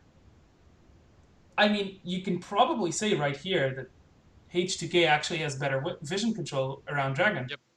Like right here, what does Samsung have aside from a deep ward in blue side blue buff side of the jungle for H2K and Scuttle Crab and like that random ward near mid? Like Samsung actually doesn't have that much control, and H2K has really good Dragon control, but they're really bad at resetting and back timing. Controlling back timers to actually go for this dragon. And playing on their vision. They just put it down, but they don't use it. So what's the point of putting it down? Exactly. Mm-hmm. And then there's also like a at the 19th minute. Is that the one where we already did 19 minutes? Yeah, we did 19 minutes. So the 28th minutes is the one that is the same as the 19th minute, which is basically H2K just kind of winning a trade, but like. It's like, actually, we can go to 22 before that, because this happened so many times, and this was the story of this game. Where, like... Oh, yeah, this one this one is, like, this classic. Actually tilts me, because I feel like if this was a Korean team, they would have done Baron. They would have went and done Baron right now. Yeah, I wanted to talk about this one, actually, because, like, look at the ultimates right now for H2K. Sure, they just burned Olaf, Sivir, and Zyra ults. But you have Kennen ult, and Kennen ult is like huge in Baron fights. Like if you want to turn, It's like fucking huge, right? So like right here. And Siver. Yeah, like 2 people are No, dead. 2 people are Siver's ult dead, is down. and Oh yeah. and 2 people are dead, and you have the Casio ult and you have the Cannon ult. Just do Baron. Ah, yeah. Yeah, They like- should have done Baron here. Like for me right here, what you do is like At least they would have blown the Echo TP. At least. Yeah, that crab At shine is gonna go least down that as well. yeah, the crab's gonna get down. Like for me, the play right here is bait. You don't need to do Baron, but at least bait Baron. Try to get something out of it. If it's gonna be Echo TP, it might be Echo TP. It might be a kill on Echo in Italy when they try to go in and you turn on them because you still have Cannon ult. Like you still have enough resources to turn to bait a Baron and turn on them, or just finish the Baron. Either or, you know. Like worst case scenario, you just burn an Echo TP, but you still win. The only thing I can think of is maybe okay. One is they said okay, we don't have we blew 3 ultimates and we don't have a lot of sums, and the other thing would be Olaf saying he doesn't have enough armor to tank. But you also have plants, and like with Casio and Siver has 2 crit items. Ash still has arrow though, so it's kind of like I don't know. sketchy. Dude. I still think. I mean, you just positioned the Siver to be able to. Like. Sure. 100% for me that the correct. They just took out all the vision from Samsung. Samsung is blind. Yeah, I'm not saying that Baron isn't the right play. I'm just saying maybe that's why they didn't do it. Blow the Echo TP. That's the least, and then you can just take that win. Maybe they could have done more than that. We don't know, but at least blow the Echo TP. I think they could have done that. They need to play the Echo TP for sure because then they'll have they'll have a window TP where advantage in like 2 minutes. Yeah. Or like 1.5 minutes. Yeah, it's about 1.5 minutes. Because like. And then when they do that, they'll have the cannon flash and TP. There's going to be a time period where they'll have the cannon flash and TP to set up a 5 versus 4. I'm gonna be like really micro intensive here. I actually think that looking at like Ruler's Flash, I think that actually Eliminate's TP is gonna come up before Ruler's Flash. I think the time is about a minute longer on Flash, right, than TP. No, it's the same. Oh, is it the same? Never mind. No, it's actually not good then. Yeah, I was just gonna say that like, what's funny is like how H2K ends up losing this game, is that they end up doing a Baron when Echo has TP and Echo actually TPs in and like fucking destroys them, right? So like the whole thing about this game is like Samsung win this game off of good wave management and off of the pressure that Cuvée did on this Echo. It was insane. Like this guy was always like pressuring the cannon. He'd force trades. He know he loses, but he never loses enough to die. So what he does is he forces on the cannon. He backs. He ults back in. So he never wastes a teleport. Like I think I've never seen an Echo use ult to go back to lane so many times. Like the pressure that Cuvée did was relentless, and it's super important to highlight that because like in the Samsung comp, you want to avoid at all costs that Kennen joins his team. So if you ever put yourself in a 4v4 scenario with Echo staying in the lane with Kennen and forcing Kennen to stay with him, you're winning. The moment you let Kennen go into a fight is where you might lose, you know, if H2K get the perfect engage. And I know you wanted to follow up, Craig, so yeah. Yeah. I mean, the one saving grace of H2K's comp is that they have Kennen and the enemy has 5 squishy champions, or like 4.5 squishy champions because Echo doesn't really have CC or anything. Mm-hmm. So, like, if they have the TP advantage in this situation, like, they just have so much control over the game because it's so risky for Samsung to get flanked because they're all just going to die instantly if Kennen ever gets in between them. So, like, what they did was, like, they banned Poppy, and then they're just like, okay, the enemy's not going to have a tank, we're just going to try to kill them all with Kennen. Like, that's their strategy. Yeah, so I'll just compare this real quick. We just talked about the 22-minute part where H2K had just killed 2. They just killed 2. They know Echo is bot, so Echo's going to need to come in with TP. And they have full control over Baron vision. The only thing that Samsung has is the hawk shot they just threw from Ashe, so they won't have it again, right? And they have key ultimates, they have cannon ultimates, so they can turn. They can at the very least, they can force out a TP and still come out on top by just forcing that TP and gaining the global advantage, correct? So that's what we got from the last play. Now, at 28:30 is when they actually decide to do Baron, And let's compare the situation here. First off, Is this when Cuvée just shits all over H2K? Yeah. So let's just compare the situation. So last time we looked Down at for this. Last time we looked at this, at the 23-minute mark, it was a 5v3, and H2K could, well, everything I just talked about. Now, we have a 4v4, where essentially, like, sure, Cuvé's on the other side of the map, but he can always join via TP. Even if they stall this out, Odoamne can never join through TP because he doesn't have it. And, like, they don't have cannon ult, they don't have any ultimate. This was one of the times when H2K makes a play 5v4 and don't get a lead from it. Yeah. Where Samsung Galaxy is just like, yeah, we're 4-man. It's just like their decision making with Barons is so shit. It's actually so shit because they actually have like a really good situation to do Baron, they don't take it, and then they have a really like 50-50, really like questionable Baron call that they go for. It's like 50-50. I don't know if I'd call this a 50-50, no, man. It's not a 50-50. I just watched Cuvée get a triple kill for free. I don't know if I'd call that a 50-50, man.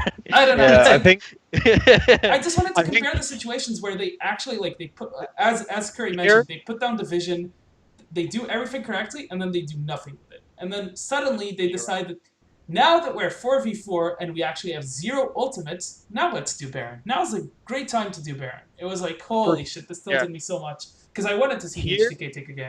I think you only needed to blow the Echo TP and then just run away, but I don't know if they could run away even then. Can they run away though? They don't have Silver ult. Can you see again? Yeah, sure. When does it see? Okay, just maybe just run now. They would have been able to run because they engaged on ambition, and that gave if they just ran away from here, would have been fine. And then they catch top and bottom wave. Yeah, they can run away now. Yeah, I mean, Nidlee's not going to stop them. Nidalee has no CC. Yeah, what's she going to do? They just run through top, and then they reset and catch the side lanes. Yeah, and I guess they got a minor advantage because. And then set up for Fire Drake. I guess if you're gonna be really picky, you could argue that like if Cuvée is like at the next level, he can cancel the TP and just stay in bot. But I guess like at least you get something. At least you get the TP reduced cooldown or something. What I want to highlight is that like they have a great moment for a Baron and they don't take it, and then they have a moment where it's much more questionable and they decide to take it. So like their decision making is like really you're right. Because if at 23 minutes they go for the Baron, they always come out on top. Always. They either like at the very least they blow a TP, and at most they get Baron and maybe some kills. So there's no way they lose that play at 23 minutes. So I think that's how they lose. Obviously, and then their side wave control was not that good. Yeah, so we talked a lot about H2K's side lane control and their Baron plays. We've even talked about it in their earlier games at this tournament and their draft. We talked about I can't remember which show it was. I think maybe after first week where we talked about H2K being also inconsistent in their drafting. Sometimes they seem like their drafting is on point and sometimes it's not. So it's not just their play, but it's also their drafting that seems to be inconsistent. And they're a very odd situation. I would recommend viewers to read Kelsey Moser's recent article on H2K titled "Hard to Know," very creative title. It kind of sums up a lot of what we're talking about here. Fucking love Kelsey, dude. Article. What a beast. Yeah, I don't know.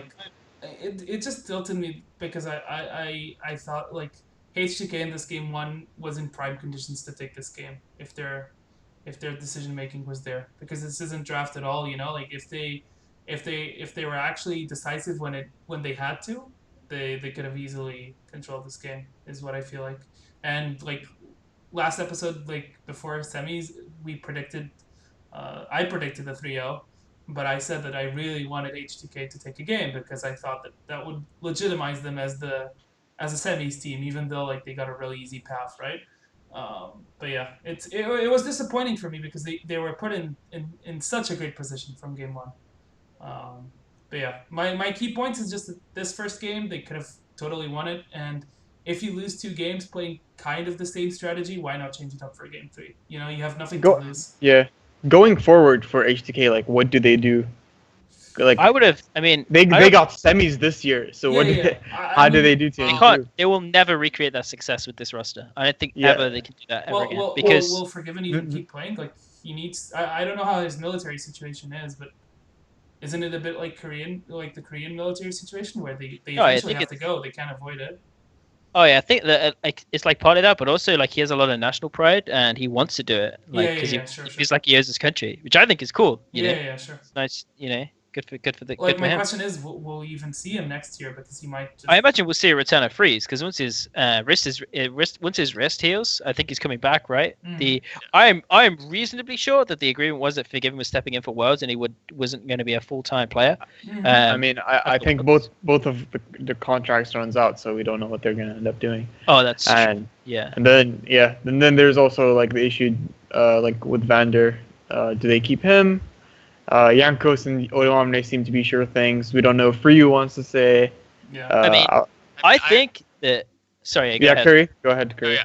I would just love this roster to stay together. There's so much potential in this roster. Yeah. Sure, you Like- think like the whole roster, even with Vander?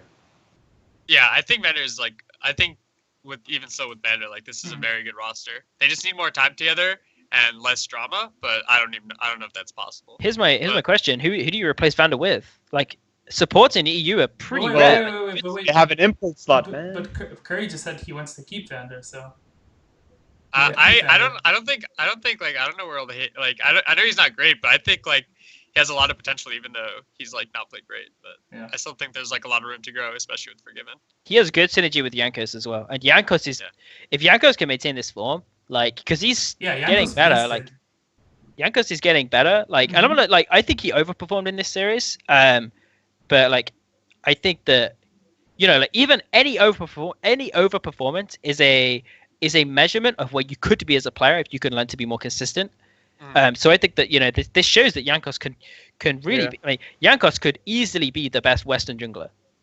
Well, not that easily. I don't know about easily, but he could be the best Western jungler. Like he could be. For sure. He has Yeah. that potential. Like he's a monster, dude. I didn't see this. I mean, I actually think that like him or Cube were the best player in this series. I think Jankos could have been the best player in this series, even though he was on the even though he got 3-0'd. Like the guy was a fucking beast. Yeah, that's how good he was. That speaks a lot about when a player gets 3 out and you're still like, this guy could have been like could almost be like He the could best be. player in the series. Jankos could be the best Western player. Okay, At Worlds? let's At let's calm Worlds? down, dude. At Yeah, let's Worlds? calm down a Maybe. little bit. Maybe. Jerkson's better than him. No. Sorry. but- Oh yeah, shit. no, Actually, I didn't think about are that. we talking, no, Think no, about that. but if we're talking Sorry, dude. performance, if we're talking performance, was he the best Western player? At the tournament? Yeah. I mean, he played versus shit opponents the whole time. Yeah, it's it's hard hard to I see. don't know. See what to say. But like to kind of wrap up H2K. He had the highest peak performance of any Western player. I will give him that. Okay, fine. We'll give you that. Yeah, we'll give you that. To wrap up, I think I do think that this H2K, if they stay together and they solve a lot of their like issues with, I guess like how like the team dynamic, the issues around team dynamic in terms of how they talk to each other outside of the game, because it seems like Forgiven can kind of agitate teammates. Well, he's just not by gonna be his- there. So I mean, Just I am for- pretty certain that's going to be the case. Yeah, and it seems like there seems to be like kind of like hints that Forgiven and maybe even Vander won't be on the team. So if Vander is not on the team, who do you try and get? Yellow Star.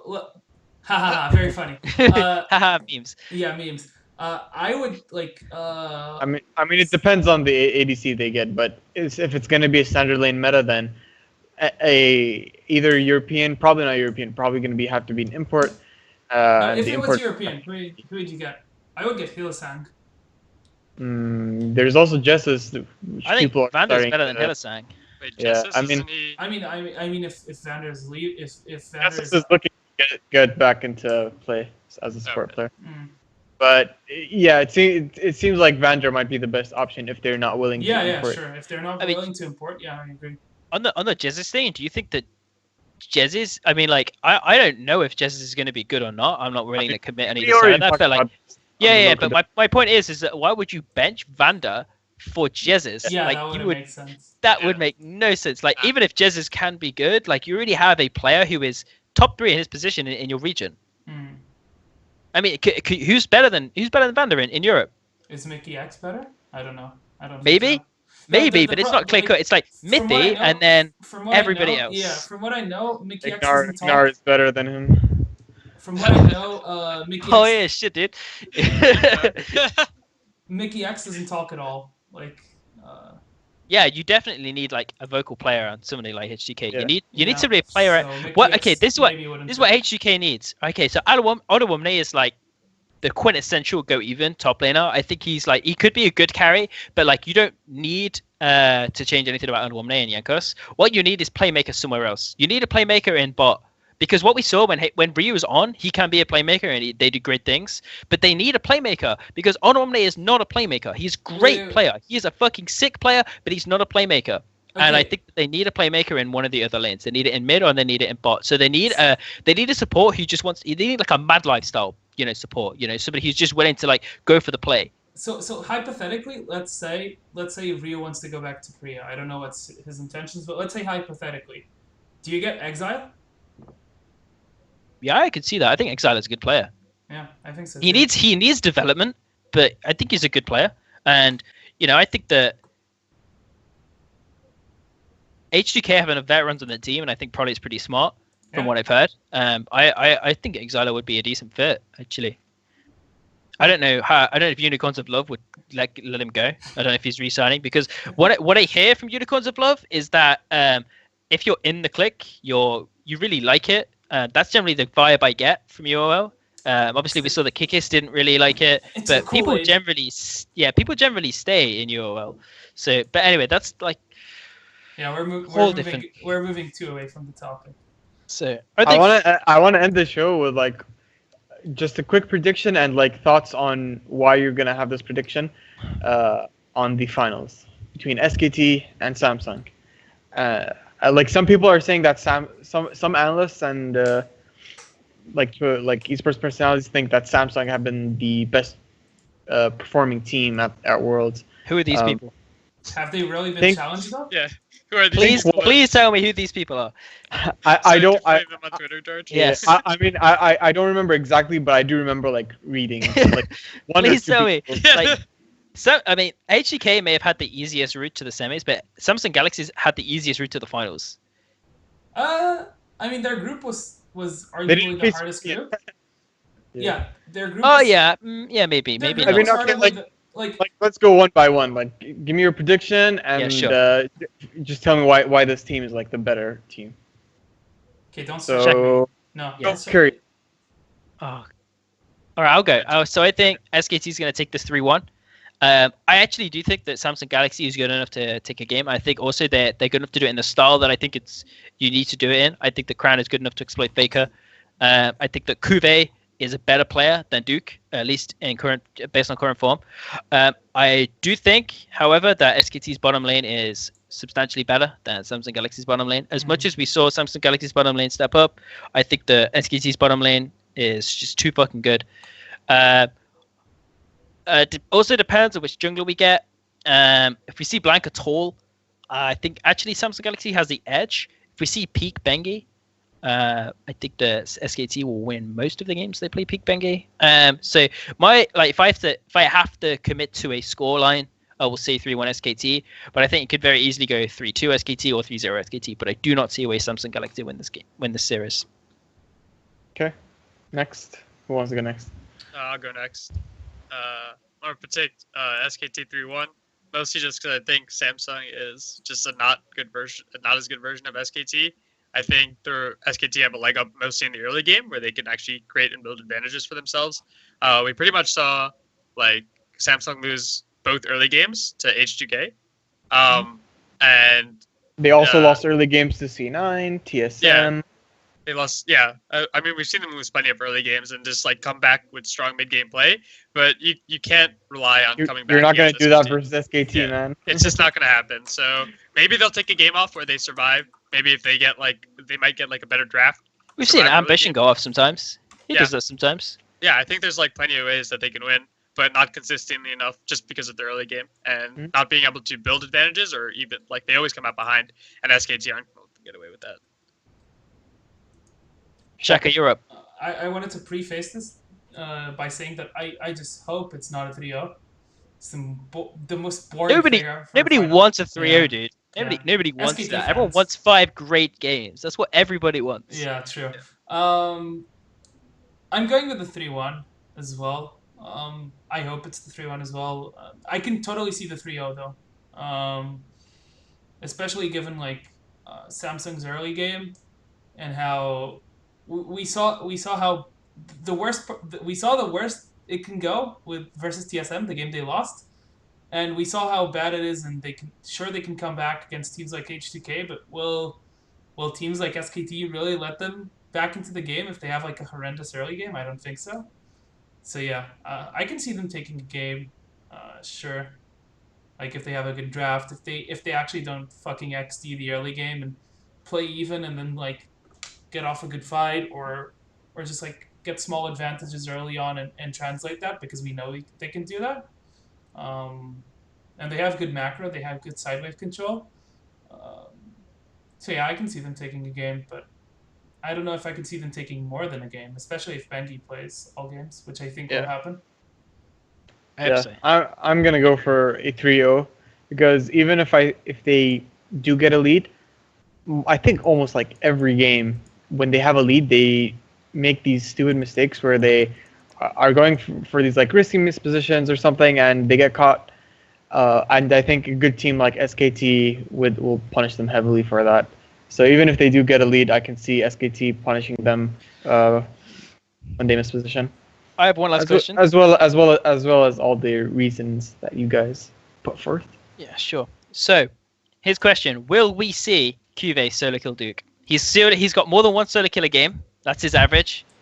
Will we see Cuvée solo kill Duke? And if yes, how many times in this series will we do it? Is there an I don't care option? No, there is not. I'm asking. This is Okay, deep. I'm This going is for- deep I'm going quantitative for- analysis, dude. I'm going why for the are we other option. why are we going LCS Yeah. Twitter poll? Yeah, Because I'm going for the other option instead of I don't care. I'm going for the option it doesn't matter. That's what I think. I think it might. I don't see it. But, Whatever, dude. But I'll bite and I'll say 1. I'll say he solo kills Duke once. That's it. I'll give you a number 2. I'll give you -1. Duke's gonna solo kill him. Oh shit! Sick. Yeah. Nasser, give me a number. Just fucking pick a number. 99. Oh.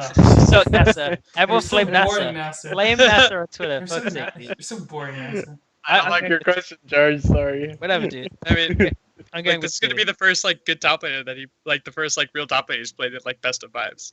So I mean, Odo Omne is. I think Odo Wow. Omne is pretty good. You Wait- can't wait- say that about Odo Omne. I think he was like consistently. Damn, good. Impact. Damn, Hunter. Damn. yeah. I mean, I clarified best of 5, so not answer. Okay.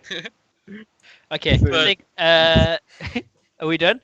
I think we're done. Yeah, I think we're Okay, let's wrap up. So let's do some quick shout outs. So Nasser, I'm going to start with you. Where can we find you? Thank you for joining us today, everyone, and thank you for joining us, Curry, on this special episode. We got a lot of cool insight from you. You can find me on my Twitter, which is down below. And please, if you enjoy this show, I don't know if we're streaming this, but if we are, then follow the channel, and also subscribe to our YouTube channel if you ever miss our streams or want to catch up on any of our VODs or future VODs. Yeah. Okay, Shaka, you're up next. Well, since nobody cares about the finals, judging by my Twitter, you can just follow the shit I'm releasing on preseason, because that's important, because preseason is going to start in, I believe, 2 weeks. And some of the tournaments are going to be in preseason patch, which is going to be like super fucking XD. It's going to be great. I love preseason tournaments. They're so stupid because of the changes. They're actually like super crazy. Yeah. Yeah. Speaking of preseason, we'll probably even have a preseason episode Oh, yeah, going that's over true. changes and like kind of predicting how the meta will shape up and stuff. So keep on the lookout for that. And we might have a special guest that actually flames more than George, so that's interesting. What? Yeah. You'll have to wait Excellent. and see. You'll have to wait and Excellent. see. I don't know about this. Holy shit. Yeah. Okay, so Curry, give us your shout outs. Where can we find you? What can we expect to see from you next year?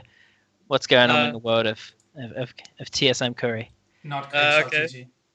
Yeah, not Curry Shot GG, just like one more time, in case anyone's confused. Yeah, you can find my Twitter down below, I think. Yeah. Yeah, looking forward to just like trying to figure out the future. Maybe I'll stick with TSM, maybe I won't. Just kind of taking it one day at a time. I'll be at Worlds in LA. So if anyone's there, let me know. Hang out. I'd like to just meet a bunch of people who also, are around, watch these videos. Yeah, and thanks for everything. Thanks for having me, guys. It was super fun. No Super problem. awesome to talk about these Our games. pleasure. It's good to catch up, although we actually do a fair bit of catching up anyway, but Yeah. whatever. Yeah, so that's it from us, guys. You can follow me on my Twitter. It's down below. Follow us on YouTube. Make sure you hit the subscribe button. It actually does help. I think we're close to nearly $30 in revenue now. So from YouTube. So just making making it rain Six with Krilla. those. Esports Gorilla. Yeah, almost 30. All this work that we've put in for you guys, we've made almost $30. That's how easy it is to make money making esports content, guys. I mean, why even be a pro player when you can make almost $30 after like probably getting close to 20 hours of footage plus prep time? Anyway, slight tangent there. Sorry, guys. Yeah, so we're gonna shoot off now. Thanks for watching, and we'll catch up with you guys after the finals, I imagine. Yep. See you guys then. Peace. See you. Bye. Bye.